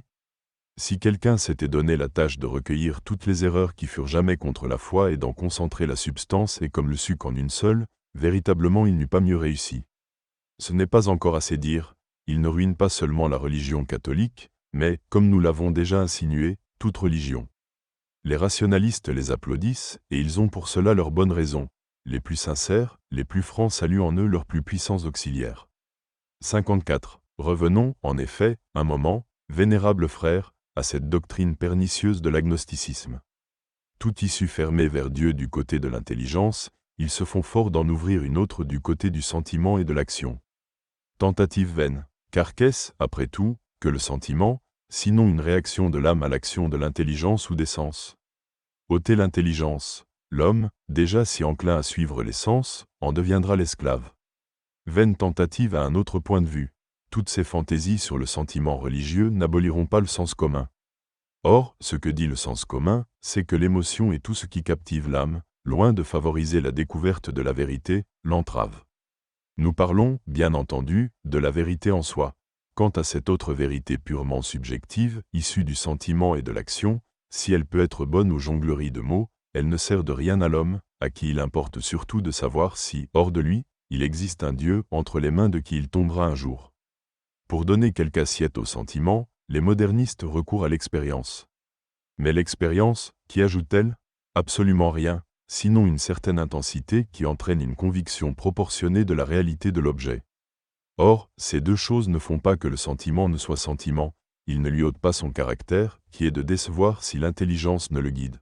Au contraire, ce caractère, il le confirme et l'aggrave, car plus le sentiment est intense et plus il est sentiment. En matière de sentiments religieux et d'expériences religieuses, vous n'ignorez pas, vénérables frères, quelle prudence est nécessaire, quelle science aussi qui dirige la prudence. Vous le savez de votre usage des âmes, de celles surtout où le sentiment domine. Vous le savez aussi de la lecture des ouvrages ascétiques, ouvrages que les modernistes prisent fort peu, mais qui témoignent d'une science autrement solide que la leur, d'une sagacité d'observation autrement fine et subtile. En vérité, n'est-ce pas une folie, ou tout au moins une souveraine imprudence, de se fier sans nul contrôle à des expériences comme celles que prônent les modernistes? 55. Et qu'il nous soit permis en passant de poser une question. Si ces expériences ont tant de valeur à leurs yeux, pourquoi ne la reconnaissent-ils pas à celles que des milliers et des milliers de catholiques déclarent avoir sur leur compte à eux et qui les convainc qu'ils font fausse route? Est-ce que, par hasard, ces dernières expériences seraient les seules fausses et trompeuses? La très grande majorité des hommes tient fermement et tiendra toujours que le sentiment et l'expérience seuls, sans être éclairés et guidés de la raison, ne conduisent pas à Dieu. Que reste-t-il donc, sinon l'anéantissement de toute religion et l'athéisme? Ce n'est certes pas la doctrine du symbolisme qui pourra le conjurer. Car si tous les éléments, dans la religion, ne sont que de purs symboles de Dieu, pourquoi le nom même de Dieu, le nom de personnalité divine ne serait-il pas aussi de purs symboles? Cela admis, voilà la personnalité de Dieu mise en question et la voie ouverte au panthéisme. Au panthéisme, mais cette autre doctrine de l'immanence divine y conduit tout droit. Car nous demandons si elle laisse Dieu distinct de l'homme ou non. Si distinct, en quoi diffère-t-elle de la doctrine catholique et de quel droit rejeter la révélation extérieure? Sinon distinct, nous voilà en plein panthéisme. Or, la doctrine de l'immanence, au sens moderniste, tient et professe que tout phénomène de conscience est issu de l'homme en tant qu'homme. La conclusion rigoureuse, c'est l'identité de l'homme et de Dieu, c'est-à-dire le panthéisme. La même conclusion découle de la distinction qu'il pose entre la science et la foi. L'objet de la science, c'est la réalité du connaissable. L'objet de la foi, au contraire, la réalité de l'inconnaissable. Or, ce qui fait l'inconnaissable, c'est sa disproportion avec l'intelligence, disproportion que rien au monde, même dans la doctrine des modernistes, ne peut faire disparaître. Par conséquent, l'inconnaissable reste et restera éternellement inconnaissable, autant aux croyants qu'à l'homme de la science. La religion d'une réalité inconnaissable, voilà donc la seule possible. Et pourquoi cette réalité ne serait-elle pas l'âme universelle du monde dont parle tel rationaliste? C'est ce que nous ne voyons pas. Voilà qui suffit, et surabondamment, pour montrer par combien de routes le modernisme conduit à l'anéantissement de toute religion. Le premier pas fut fait par le protestantisme, le second est fait par le modernisme, le prochain précipitera dans l'athéisme. 56. Pour pénétrer mieux encore le modernisme et trouver plus sûrement à une plaie si profonde les remèdes convenables, il importe, vénérables frères, de rechercher les causes qui l'ont engendré et qui l'alimentent. 57. La cause prochaine et immédiate réside dans une perversion de l'esprit, cela ne fait pas de doute. Les causes éloignées nous paraissent pouvoir se réduire à deux, la curiosité et l'orgueil. La curiosité, à elle seule, si elle n'est sagement réglée, suffit à expliquer toutes les erreurs. C'est l'avis de notre prédécesseur Grégoire XVI, qui écrivait « C'est un spectacle lamentable que de voir jusqu'où vont les divagations de l'humaine raison dès que l'on cède à l'esprit de nouveauté que, contrairement à l'avertissement de l'apôtre, l'on prétend à savoir plus qu'il ne faut savoir et que, se fiant trop à soi-même, l'on pense pouvoir chercher la vérité hors de l'Église, en qui elle se trouve sans l'ombre la plus légère d'erreur. 21. Mais ce qui a incomparablement plus d'action sur l'âme, pour l'aveugler et la jeter dans le faux, c'est l'orgueil. L'orgueil, il est, dans la doctrine des modernistes, comme chez lui. De quelque côté qu'il s'y tourne, tout lui fournit un aliment, et il s'y étale sous toutes ses faces. Orgueil, assurément, cette confiance en eux qui les fait s'ériger en règle universelle. Orgueil, cette vaine gloire qui les représente à leurs propres yeux comme les seuls détenteurs de la sagesse qui leur fait dire, hautain et enflé d'eux-mêmes. Nous ne sommes pas comme le reste des hommes et qui, afin qu'ils n'aient pas, en effet, de comparaison avec les autres, les pousse aux plus absurdes nouveautés. Orgueil, cet esprit d'insoumission qui appelle une conciliation de l'autorité avec la liberté. Orgueil, cette prétention de réformer les autres dans l'oubli d'eux-mêmes, ce manque absolu de respect à l'égard de l'autorité sans en accepter l'autorité suprême. Non, en vérité, nulle route qui conduise plus droit ni plus vite au modernisme que l'orgueil. Qu'on nous donne un catholique laïque, qu'on nous donne un prêtre, qui ait perdu de vue le précepte fondamental de la vie chrétienne, savoir que nous devons nous renoncer nous-mêmes si nous voulons suivre Jésus-Christ et qui n'ait pas arraché l'orgueil de son cœur. Ce laïc, ce prêtre est mûr pour toutes les erreurs du modernisme. C'est pourquoi, vénérables frères, votre premier devoir est de traverser ces hommes superbes et les appliquer à d'infimes et obscures fonctions, qu'ils soient mis d'autant plus bas qu'ils cherchent à monter plus haut et que leur abaissement même leur ôte la faculté de nuire. De plus, sondez soigneusement par vous-même ou par les directeurs de vos séminaires les jeunes clercs, ceux chez qui vous aurez constaté l'esprit d'orgueil, écartez-les sans pitié du sacerdoce. Plus à Dieu qu'on en eût toujours usé de la sorte, avec la vigilance et la constance voulues. 58. Que si, des causes morales, nous venons aux intellectuels, la première qui se présente, et la principale, c'est l'ignorance. Oui, ces modernistes, qui jouent aux docteurs de l'Église, qui portent au nu la philosophie moderne et regardent de si haut la scolastique, n'ont embrassé celle-là, en se laissant prendre à ses apparences fallacieuses, que parce que, ignorants de celle-ci, il leur a manqué l'instrument nécessaire pour percer les confusions et dissiper les sophismes. Or, c'est d'une alliance de la fausse philosophie avec la foi qu'est né, pétri d'erreurs, leur système. 59. Si encore ils apportaient moins de zèle et d'activité à le propager. Mais telle est en cela leur ardeur, telle leur opiniâtreté de travail qu'on ne peut sans tristesse les voir dépenser à ruiner l'Église de si belles énergies, quand elles lui eussent été si profitables bien employées. Leurs artifices pour abuser les esprits sont de deux sortes: s'efforcer d'écarter les obstacles qui les traversent, puis rechercher avec soin, mettre activement et patiemment en œuvre tout ce qui les peut servir. Trois choses, ils le sentent bien, leur barrent la route: la philosophie scolastique, l'autorité des pères et la tradition, le magistère de l'Église. À ces trois choses ils font une guerre acharnée. Ignorance ou crainte, à vrai dire l'une et l'autre, c'est un fait qu'avec l'amour des nouveautés va toujours de pair la haine de la méthode scolastique, et il n'est pas d'indice plus sûr que le goût des doctrines modernistes commence à poindre dans un esprit, que d'y voir naître le dégoût de cette méthode. Que les modernistes et leurs fauteurs se souviennent de la proposition condamnée par Pie IX, la méthode et les principes qui ont servi aux antiques docteurs scolastiques, dans la culture de la théologie, ne répondent plus aux exigences de notre temps ni au progrès des sciences. 22. La tradition, il s'efforce d'en fausser perfidement le caractère et d'en saper l'autorité, afin de lui ôter toute valeur.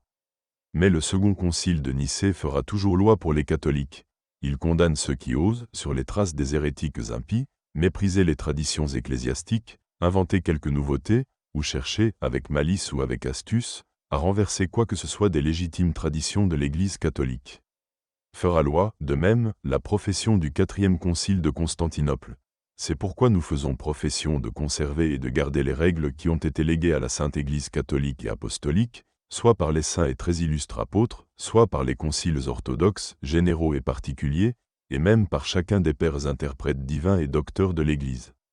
Aussi les papes Pie IV et Pie IX ont-ils ordonné l'insertion dans la profession de foi de la déclaration suivante: j'admets et j'embrasse très fermement les traditions apostoliques et ecclésiastiques, et toutes les autres observances et constitutions de l'Église. Naturellement, les modernistes étendent au Saint-Père le jugement qu'ils font de la tradition. Avec une audace inouïe, ils les déclarent personnellement dignes de toute vénération, mais d'ailleurs d'une ignorance incroyable en matière d'histoire et de critique et qui ne peut être excusée que par le temps où ils vécurent. 60. Enfin, ils s'évertuent à amoindrir le magistère ecclésiastique et à en infirmer l'autorité, soit en dénaturant sacrilègement l'origine, le caractère, les droits, soit en rééditant contre lui, le plus librement du monde, les calomnies des adversaires. Au clan moderniste s'applique ce que notre prédécesseur écrivait, la douleur dans l'âme, afin d'attirer le mépris et l'odieux sur l'épouse mystique du Christ, en qui est la vraie lumière. Les fils des ténèbres ont accoutumé de lui jeter à la face des peuples une calomnie perfide, et, renversant la notion et la valeur des choses et des mots, la représentent comme amie des ténèbres, fautrice d'ignorance, ennemie de la lumière, de la science, du progrès. 23. Après cela, il n'y a pas lieu de s'étonner si les modernistes poursuivent de toute leur malveillance, de toute leur acrimonie, les catholiques qui luttent vigoureusement pour l'Église. Il n'est sorte d'injure qu'ils ne vomissent contre eux. Celle d'ignorance et d'entêtement est la préférée. S'agit-il d'un adversaire que son érudition et sa vigueur d'esprit rendent redoutable, ils chercheront à le réduire à l'impuissance en organisant autour de lui la conspiration du silence. Conduite d'autant plus blâmable que, dans le même temps, sans fin ni mesure, ils accablent d'éloges qui se mettent de leur bord. Un ouvrage paraît, respirant la nouveauté par tous ses pores. Ils l'accueillent avec des applaudissements et des cris d'admiration. Plus un auteur aura apporté d'audace à battre en brèche l'Antiquité, à saper la tradition et le magistère ecclésiastique, et plus il sera savant. Enfin, et ceci est un sujet de véritable horreur pour les bons, s'il arrive que l'un d'entre eux soit frappé des condamnations de l'Église, les autres aussitôt de se presser autour de lui, de le combler d'éloges publics, de le vénérer presque comme un martyr de la vérité. Les jeunes, étourdis et troublés de tout ce fracas de louanges et d'injures, finissent, par peur du qualificatif d'ignorant et par ambition du titre de savant, en même temps que sous l'aiguillon intérieur de la curiosité et de l'orgueil, par céder au courant et se jeter dans le modernisme. 61. Mais ceci appartient déjà aux artifices employés par les modernistes pour leurs produits. Que ne mettent-ils pas en œuvre pour se créer de nouveaux partisans?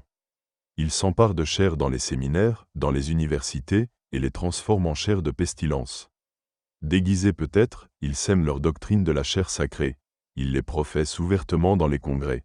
Ils les font pénétrer et les mettent en vogue dans les institutions sociales. Sous leur propre nom, sous des pseudonymes, Il publie livres, journaux, revues.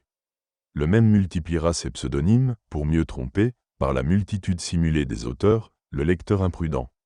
En un mot, action, discours, écrit, il n'est rien qu'il ne mette en jeu, et véritablement vous les diriez saisi d'une sorte de frénésie. Le fruit de tout cela? Notre cœur se serre à voir tant de jeunes gens, qui étaient l'espoir de l'Église et à qui il promettait de si bons services, absolument dévoyés. Un autre spectacle encore nous attriste, c'est que tant d'autres catholiques, n'allant certes pas aussi loin, aient pris néanmoins l'habitude, comme s'ils eussent respiré un air contaminé, de penser, parler, écrire avec plus de liberté qu'il ne convient à des catholiques. De ceux-ci, il en est parmi les laïcs, il en est dans les rangs du clergé, et ils ne font pas défaut là où on devait moins les attendre, dans les instituts religieux. S'ils traitent de questions bibliques, c'est d'après les principes modernistes. S'ils écrivent l'histoire, ils recherchent avec curiosité et publient au grand jour, sous couleur de dire toute la vérité et avec une sorte de plaisir mal dissimulé, tout ce qui leur paraît faire tâche dans l'histoire de l'Église. Dominés par de certains a priori, ils détruisent, autant qu'ils le peuvent, les pieuses traditions populaires. Ils tournent en ridicule certaines reliques, fort vénérables par leur antiquité. Ils sont enfin possédés du vain désir de faire parler d'eux, ce qui n'arriverait pas, ils le comprennent bien, s'ils disaient comme on a toujours dit jusqu'ici. Peut-être en sont-ils venus à se persuader qu'en cela ils servent Dieu et l'Église, en réalité, ils les offensent, moins peut-être par leurs œuvres mêmes que par l'esprit qui les anime et par le concours qu'ils prêtent aux audaces des modernistes. 62. À tant et de si graves erreurs, à leurs envahissements publics et occultes, notre prédécesseur Léon XIII, d'heureuse mémoire, chercha fortement à s'opposer, surtout en matière biblique, et par des paroles et par des actes. Mais ce ne sont pas armes, nous l'avons dit, dont les modernistes s'effrayent facilement. Avec des airs affectés de soumission et de respect, les paroles, ils les plièrent à leurs sentiments, les actes, ils les rapportèrent à tout autre qu'à eux-mêmes. Et le mal est allé s'aggravant de jour en jour. C'est pourquoi, vénérables frères, nous sommes venus à la détermination de prendre sans autre retard des mesures plus efficaces. Nous vous prions et vous conjurons de ne pas souffrir que l'on puisse trouver le moins du monde à redire, en une matière si grave, à votre vigilance, à votre zèle, à votre fermeté. Et ce que nous vous demandons et que nous attendons de vous, nous le demandons aussi et l'attendons de tous les autres pasteurs d'âmes, et de tous les éducateurs et professeurs de la jeunesse cléricale, et tout spécialement des supérieurs majeurs des instituts religieux. 63. Premièrement, en ce qui regarde les études, nous voulons et ordonnons que la philosophie scolastique soit mise à la base des sciences sacrées. Il va sans dire que s'il se rencontre quelque chose chez les docteurs scolastiques que l'on puisse regarder comme excès de subtilité, ou qui ne cadre pas avec les découvertes des temps postérieurs, ou qui n'ait enfin aucune espèce de probabilité, il est bien loin de notre esprit de vouloir le proposer à l'imitation des générations présentes. 24. Et quand nous prescrivons la philosophie scolastique, ce que nous entendons surtout par là ceci est capital, c'est la philosophie que nous a léguée le docteur Angélique. Nous déclarons que tout ce qui a été édicté à ce sujet par notre prédécesseur reste pleinement en vigueur, et, en tant que de besoin, nous l'édictons à nouveau et le confirmons, et ordonnons qu'il soit par tous rigoureusement observé. Que, dans les séminaires où on aurait pu le mettre en oubli, les évêques en imposent et en exigent l'observance, prescription qui s'adresse aussi aux supérieurs des instituts religieux. Et que les professeurs sachent bien que s'écarter de saint Thomas, surtout dans les questions métaphysiques, ne va pas sans détriment grave. 64. Sur cette base philosophique, que l'on élève solidement l'édifice théologique. Autant que vous le pourrez, vénérables frères, stimuler à l'étude de la théologie, de façon que les clercs en emportent, au sortir du séminaire, une estime profonde et un ardent amour, et que, toute leur vie, ils en fassent leur délice. Car nul n'ignore que, parmi cette grande multitude de sciences, et si diverses, qui s'offrent à l'esprit avide de vérité, la première place revient de droit à la théologie, tellement que c'était une maxime de l'antique sagesse que le devoir des autres sciences, comme des arts, est de lui être assujettie et soumise à la manière des servantes. 25. Ajoutons que cela, entre autres, nous paraissent dignes de louange qui, pleinement respectueux de la tradition, des saints-pères, du magistère ecclésiastique, mesurés dans leur jugement, et se guidant sur les normes catholiques, ce qui ne se voit pas chez tous, ont pris à tâche de faire plus de lumière dans la théologie positive en y projetant celle de l'histoire, de la vraie. Évidemment, il faut donner plus d'importance que par le passé à la théologie positive, mais sans le moindre détriment pour la théologie scolastique, et ceux-là sont à réprimander, comme faisant les affaires des modernistes, qui exaltent de telle façon la théologie positive, qu'ils ont tout l'air de dénigrer en même temps la scolastique. 65. Quant aux études profanes, il suffira de rappeler ce qu'en a dit fort sagement notre prédécesseur, Appliquez-vous avec ardeur à l'étude des sciences naturelles. Les géniales découvertes, les applications hardies et utiles faites de nos jours sur ce terrain, qui provoquent à juste titre les applaudissements des contemporains, seront aussi à la postérité un sujet d'admiration et de louange. 26. Mais les études sacrées n'en doivent pas souffrir. Sur quoi le même pape donne tout aussitôt le grave avertissement que voici. Si l'on recherche avec soin la cause de ces erreurs, on la trouvera surtout en ceci, que plus s'est accrue l'ardeur pour les sciences naturelles, plus les hautes sciences, les sciences sévères sont allées déclinant. Il en est qui languissent dans l'oubli. Certaines autres sont traitées faiblement et à la légère, et, ce qui est indigne, déchus de leur antique splendeur, on les infecte encore de doctrines perverses et d'opinions dont la monstruosité épouvante. 27. Sur cette loi, nous ordonnons que l'on règle dans les séminaires l'étude des sciences naturelles. 66. On devra avoir ces prescriptions, et celles de notre prédécesseur et les nôtres, sous les yeux, chaque fois que l'on traitera du choix des directeurs et professeurs pour les séminaires et les universités catholiques. Qui, d'une manière ou d'une autre, se montre imbu de modernisme sera exclu, sans merci, de la charge de directeur ou de professeur, l'occupant déjà, il en sera retiré. De même, qui favorise le modernisme, soit en vantant les modernistes ou en excusant leur conduite coupable, soit en critiquant la scolastique, les saints-pères, le magistère de l'Église, soit en refusant obéissance à l'autorité ecclésiastique, quel qu'en soit le dépositaire, de même qui, en histoire, en archéologie, en exégèse biblique, trahit l'amour de la nouveauté, de même enfin, qui néglige les sciences sacrées ou paraît leur préférer les profanes. Dans toute cette question des études, vénérables frères, vous n'apporterez jamais trop de vigilance ni de constance, surtout dans le choix des professeurs, car, d'ordinaire, c'est sur le modèle des maîtres que se forment les élèves. Fort de la conscience de votre devoir, agissez en tout ceci prudemment, mais fortement. 67. Il faut procéder avec même vigilance et sévérité à l'examen et au choix des candidats au Saint-Ordre. Loin, bien loin du sacerdoce l'esprit de nouveauté. Dieu hait les superbes et les opiniâtres. Que le doctorat en théologie et en droit canonique ne soit plus conféré désormais à quiconque n'aura pas suivi le cours régulier de philosophie scolastique. Conféré, qu'il soit tenu pour nul et de nulle valeur. Les prescriptions faites par la Sacrée Congrégation des évêques et réguliers, dans un décret de 1896, aux clercs séculiers et réguliers d'Italie, concernant la fréquentation des universités, nous en décrétons l'extension désormais à toutes les nations. Défense est faite aux clercs et aux prêtres qui ont pris quelque inscription dans une université ou institut catholique de suivre, pour les matières qui y sont professées, les cours des universités civiles. Si cela a été permis quelque part, nous l'interdisons pour l'avenir. Que les évêques qui président à la direction de ces universités et instituts veillent à ce que les prescriptions que nous venons d'édicter y soient fidèlement observées. 68. Il est encore du devoir des évêques, en ce qui regarde les droits entachés de modernisme et propagateurs de modernisme, d'en empêcher la publication et, publiés, d'en entraver la lecture. Que tous les livres, journaux, revues de cette nature, ne soient pas laissés aux mains des élèves, dans les séminaires ou dans les universités. Ils ne sont pas, en effet, moins pernicieux que les écrits contre les bonnes mœurs, ils le sont même davantage, car ils empoisonnent la vie chrétienne dans sa source.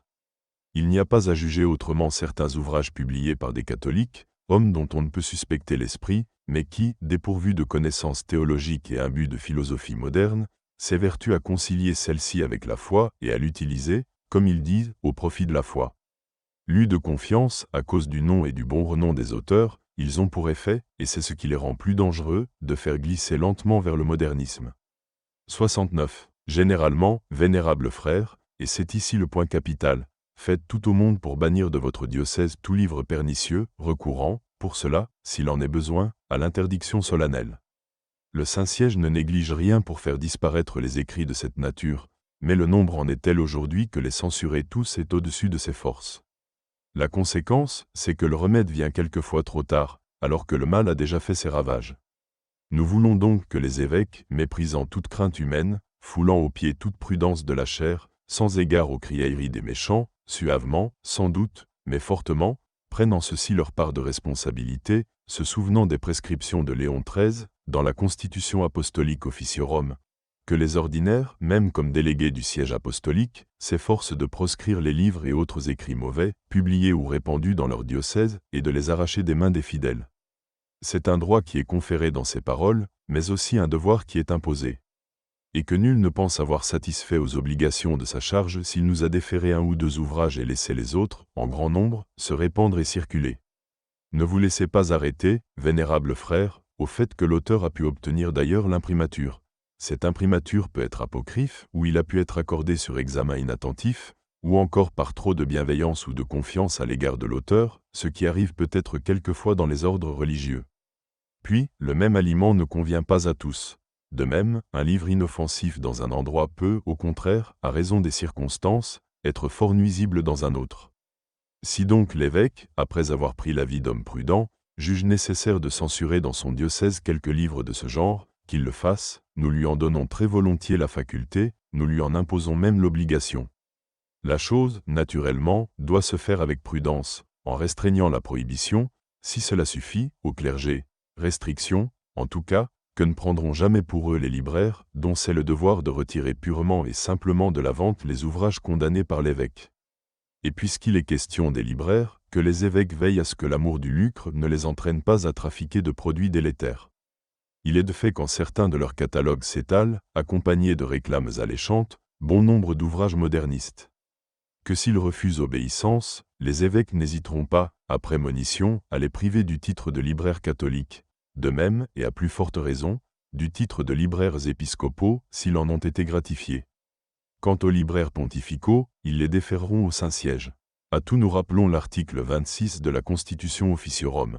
Ceux qui ont obtenu la faculté de lire et retenir les livres prohibés n'ont pas pour cela le droit de lire et de retenir les livres ou journaux, quels qu'ils soient, interdits par l'ordinaire, à moins que dans l'indulte apostolique la faculté ne leur ait été accordée expressément de lire et de retenir les livres condamnés par n'importe quelle autorité. 70. Il ne suffit pas d'empêcher la lecture et la vente des mauvais livres, il faut encore en entraver la publication. Que les évêques donc usent de la plus grande sévérité en accordant la permission de publier. Or, comme le nombre est grand, d'après la Constitution Officiorum, des ouvrages qui ne peuvent paraître sans la permission de l'ordinaire, et comme, d'autre part, l'évêque ne les peut tous réviser par lui-même, dans certains diocèses on a institué, pour procéder à cette révision, des censeurs d'office. Nous louons très fort cette institution, et non seulement nous engageons à l'étendre à tous les diocèses, mais nous en faisons un précepte strict. Qu'il y ait donc dans toutes les curies épiscopales des censeurs d'office, chargés de l'examen des ouvrages à publier. Ils seront choisis parmi les prêtres du clergé tant réguliers que séculiers, recommandables par leur âge, leur science, leur prudence, et qui, en matière de doctrine à approuver ou à blâmer, se tiennent dans le juste milieu. À eux sera déféré l'examen de tous les écrits, qui d'après les articles 41 et 42 de la Constitution mentionnés, ne peuvent être édités sans permission. Le censeur donnera son avis par écrit. Si cet avis est favorable, l'évêque délivrera le permis de publication, par ce mot imprimature, mais qui sera précédé de la formule nihil obsta, avec, au-dessus, le nom du censeur. Dans la curie romaine, aussi bien que dans les autres, des censeurs seront institués. Leur nomination sera faite, d'entente avec le cardinal vicaire, et avec l'approbation du souverain pontife, par le maître du Sacré Palais. À celui-ci il appartiendra de désigner le censeur pour la révision de chaque ouvrage. Le permis de publication sera encore délivré par lui, ainsi que le cardinal vicaire ou son vice-gérant, et il sera précédé, comme ci-dessus, de la formule d'approbation du censeur, suivie de son nom. Seulement dans des cas exceptionnels et fort rares, pour des raisons dont l'appréciation est laissée à la prudence de l'évêque, la mention du censeur pourra être omise. Le nom du censeur sera tenu secret aux auteurs, et ne leur sera révélé qu'après avis favorable, de peur qu'il ne soit molesté, et durant le travail de révision et par la suite, s'il a refusé son approbation. Nul censeur ne sera pris dans un institut religieux sans qu'on ait, au préalable, consulté secrètement le provincial, ou, s'il s'agit de Rome, le supérieur général. Celui-ci, provincial ou supérieur général, devra attester en conscience la vertu, la science, l'intégrité doctrinale du candidat. Nous avertissons les supérieurs religieux du grave devoir qui leur incombe de veiller à ce qu'aucun ouvrage ne soit publié sans leur autorisation et celle de l'ordinaire. Nous déclarons enfin que le titre de censeur ne pourra jamais être invoqué pour appuyer les opinions personnelles de celui qui en aura été revêtu et sera, à cet égard, de nulle valeur. 71. Ceci dit en général, nous ordonnons en particulier l'observation de l'article 42 de la Constitution Officiorum, dont voici la teneur, défense aux membres du clergé tant séculiers que réguliers de prendre la direction de journaux ou de revues sans la permission des ordinaires. Que s'ils viennent à abuser de cette permission, elle leur sera retirée, après monition. En ce qui regarde les prêtres correspondants ou collaborateurs, pour employer les mots courants, comme il n'est pas rare qu'il glisse dans les journaux ou revues des articles entachés de modernisme, il appartient aux évêques de les surveiller et, s'ils les prennent en faute, de les avertir d'abord, puis de leur interdire toute espèce de collaboration ou correspondance. Même injonction est faite aux supérieurs religieux. En cas de négligence de leur part, les évêques agiront comme délégués du souverain pontife. Qu'à chaque journal et revue il soit assigné, autant que faire se pourra, un censeur dont ce sera le devoir de parcourir en temps opportun chaque numéro publié, et, s'il y rencontre quelque idée dangereuse, d'en imposer au plus tôt la rétractation. Ce même droit appartiendra à l'évêque, lors même que l'avis du censeur aurait été favorable. 72. Nous avons déjà parlé des congrès et assemblées publiques comme d'un champ propice aux modernistes pour y semer et y faire prévaloir leurs idées. Que désormais les évêques ne permettent plus, ou que très rarement, de congrès sacerdotaux. Que s'il leur arrive d'en permettre, que ce soit toujours sous cette loi qu'on n'y traitera point de questions relevant du Saint-Siège ou des évêques, que l'on n'y émettra aucune proposition ni aucun vœu usurpant sur l'autorité ecclésiastique, que l'on n'y proférera aucune parole qui sente le modernisme, ou le presbytérianisme, ou le laïcisme. À ces sortes de congrès, qui ne pourront se tenir que sur autorisation écrite, accordée en temps opportun, et particulière pour chaque cas, les prêtres des diocèses étrangers ne pourront intervenir sans une permission pareillement écrite de leur ordinaire. Nul prêtre, au surplus, ne doit perdre de vue la grave recommandation de Léon XIII, que l'autorité de leur pasteur soit sacrée aux prêtres, qu'ils tiennent pour certain que le ministère sacerdotal, s'il n'est exercé sous la conduite des évêques, ne peut être ni saint, ni fructueux, ni recommandable. 28. 73. Mais que servirait-il, vénérables frères, que nous intimions des ordres, que nous fassions des prescriptions, si on ne devait pas les observer ponctuellement et fidèlement? Afin que nos vues et nos vœux soient remplis, il nous a paru bon d'étendre à tous les diocèses ce que les évêques de Lombrie, il y a déjà longtemps, établirent dans les leurs avec beaucoup de sagesse. Afin, disait-il, de bannir les erreurs déjà répandues et d'en empêcher une diffusion plus grande, de faire disparaître aussi les docteurs de mensonges, par qui se perpétuent les fruits funestes de cette diffusion, la Sainte Assemblée a décrété, sur les traces de saint Charles Borromée, l'institution dans chaque diocèse d'un conseil, formé d'hommes éprouvés des deux clergés, qui aura pour mission de surveiller les erreurs, de voir s'il en est de nouvelles qui se glissent et se répandent, et par quels artifices, et d'informer de tout l'évêque, afin qu'il prenne, après commune délibération, les mesures les plus propres à étouffer le mal dans son principe, et à empêcher qu'il ne se répande de plus en plus, pour la ruine des âmes, et, qui pillait, qu'il ne s'invétère et ne s'aggrave. 29. Nous décrétons donc que dans chaque diocèse un conseil de ce genre, qu'il nous plaît de nommer conseil de vigilance, soit institué sans retard. Les prêtres qui seront appelés à en faire partie seront choisis à peu près comme il a été dit à propos des censeurs. Ils se réuniront tous les 2 mois, à jour fixe, sous la présidence de l'évêque. Sur les délibérations et les décisions, ils seront tenus au secret. Leur rôle sera le suivant. Ils surveilleront très attentivement et de très près tous les indices, toutes les traces de modernisme dans les publications, aussi bien que dans l'enseignement. Ils prendront, pour en préserver le clergé et la jeunesse, des mesures prudentes, mais promptes et efficaces. Leur attention se fixera très particulièrement sur la nouveauté des mots et ils se souviendront, à ce sujet, de l'avertissement de Léon XIII. On ne peut approuver, dans les écrits des catholiques, un langage qui, s'inspirant d'un esprit de nouveauté condamnable, paraît ridiculiser la piété des fidèles et parle d'ordre nouveau de vie chrétienne, de nouvelles doctrines de l'Église, de nouveaux besoins de l'âme chrétienne, de nouvelles vocations sociales du clergé, de nouvelle humanité chrétienne, et d'autres choses du même genre. 30. Qu'ils ne souffrent pas de ces choses-là dans les livres ni dans les cours des professeurs. 74. Ils surveilleront pareillement les ouvrages où l'on traite de pieuses traditions locales et de reliques. Ils ne permettront pas que ces questions soient agitées dans les journaux, ni dans les revues destinées à nourrir la piété, ni sur un ton de persiflage et où perce le dédain, ni par manière de sentence sans appel, surtout s'il s'agit, comme c'est l'ordinaire, d'une thèse qui ne passe pas les bornes de la probabilité et qui ne s'appuie guère que sur des idées préconçues.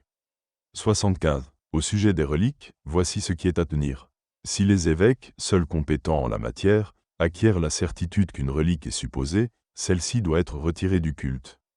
Si le document témoignant de l'authenticité d'une relique a péri dans quelque perturbation sociale ou de toute autre manière, cette relique ne devra être exposée à la vénération publique qu'après récognition faite avec soin par l'évêque. L'argument de prescription ou de présomption fondée ne vaudra que si le culte se recommande par l'Antiquité selon le décret suivant porté en 1896 par la Sacrée Congrégation des Indulgences et Reliques. Les reliques anciennes doivent être maintenues en la vénération où elles ont été jusqu'ici, à moins que, dans un cas particulier, on ait des raisons certaines pour les tenir fausses et supposées.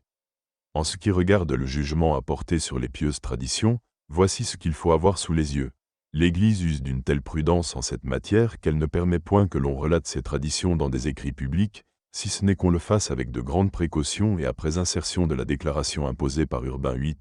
Encore ne se porte-t-elle pas garante, même dans ce cas, de la vérité du fait. Simplement elle n'empêche pas de croire des choses auxquelles les motifs de foi humaine ne font pas défaut. C'est ainsi qu'en a décrété, il y a 30 ans, la Sacrée Congrégation des Rites, 31, ces apparitions ou révélations n'ont été ni approuvées ni condamnées par le Saint-Siège, qui a simplement permis qu'on les crût de loi purement humaine, sur les traditions qui les relatent, corroborées par des témoignages et des monuments dignes de foi. Qui tient cette doctrine est en sécurité. Car le culte qui a pour objet quelqu'une de ces apparitions, en tant qu'il regarde le fait même, c'est-à-dire en tant qu'il est relatif, implique toujours comme condition la vérité du fait. En tant qu'absolu, il ne peut jamais s'appuyer que sur la vérité, attendu qu'il s'adresse à la personne même des saints que l'on veut honorer. Il faut en dire autant des reliques. Nous recommandons enfin au Conseil de vigilance d'avoir l'œil assidûment et diligemment ouvert sur les institutions sociales et sur tous les écrits qui traitent de questions sociales, pour voir s'ils ne s'y glissent point du modernisme, et si tout y répond bien aux vues des souverains pontifes. 76. Et de peur que ces prescriptions ne viennent à tomber dans l'oubli, nous voulons et ordonnons que tous les ordinaires des diocèses, 1 an après la publication des présentes, et ensuite tous les 3 ans, envoient au Saint-Siège une relation fidèle et corroborée, par le serment sur l'exécution de toutes les ordonnances contenues dans les présentes lettres, de même que sur les doctrines qui ont cours dans le clergé, et surtout dans les séminaires et autres institutions catholiques, sans en excepter ceux qui sont exempts de la juridiction de l'ordinaire. Nous faisons la même injonction aux supérieurs généraux des ordres religieux en ce qui regarde leur sujet. 77. Voilà, vénérables frères, ce que nous avons cru devoir vous dire pour le salut de tout croyant. Les adversaires de l'Église en abuseront sans doute pour reprendre la vieille calomnie qui la représente comme l'ennemi de la science et du progrès de l'humanité. Afin d'opposer une réponse encore inédite à cette accusation, que d'ailleurs l'histoire de la religion chrétienne avec ses éternels témoignages réduit à néant, nous avons conçu le dessein de seconder de tout notre pouvoir la fondation d'une institution particulière qui groupera les plus illustres représentants de la science parmi les catholiques et qui aura pour but de favoriser, avec la vérité catholique pour lumière et pour guide, le progrès de tout ce que l'on peut désigner sous le nom de science et d'érudition. Plaise à Dieu que nous puissions réaliser ce dessein avec le concours de tous ceux qui ont l'amour sincère de l'Église de Jésus-Christ. En attendant, vénérables frères, pleins de confiance en votre zèle et en votre dévouement, nous appelons de tout cœur sur vous l'abondance des lumières célestes, afin que, en face du danger qui menace les âmes, au milieu de cet universel débordement d'erreurs, vous voyez où est le devoir et l'accomplissiez avec toute force et tout courage. Que la vertu de Jésus-Christ, auteur et consommateur de notre foi, soit avec vous. Que la Vierge Immaculée, destructrice de toutes les hérésies, vous secoure de sa prière. Nous, comme gage de notre affection, comme art de consolation divine parmi vos adversités, nous vous accordons de tout cœur, ainsi qu'à votre clergé et à votre peuple, la bénédiction apostolique. Donnée à Rome, près de Saint-Pierre, le 8 septembre 1907, la 5e année de notre pontificat.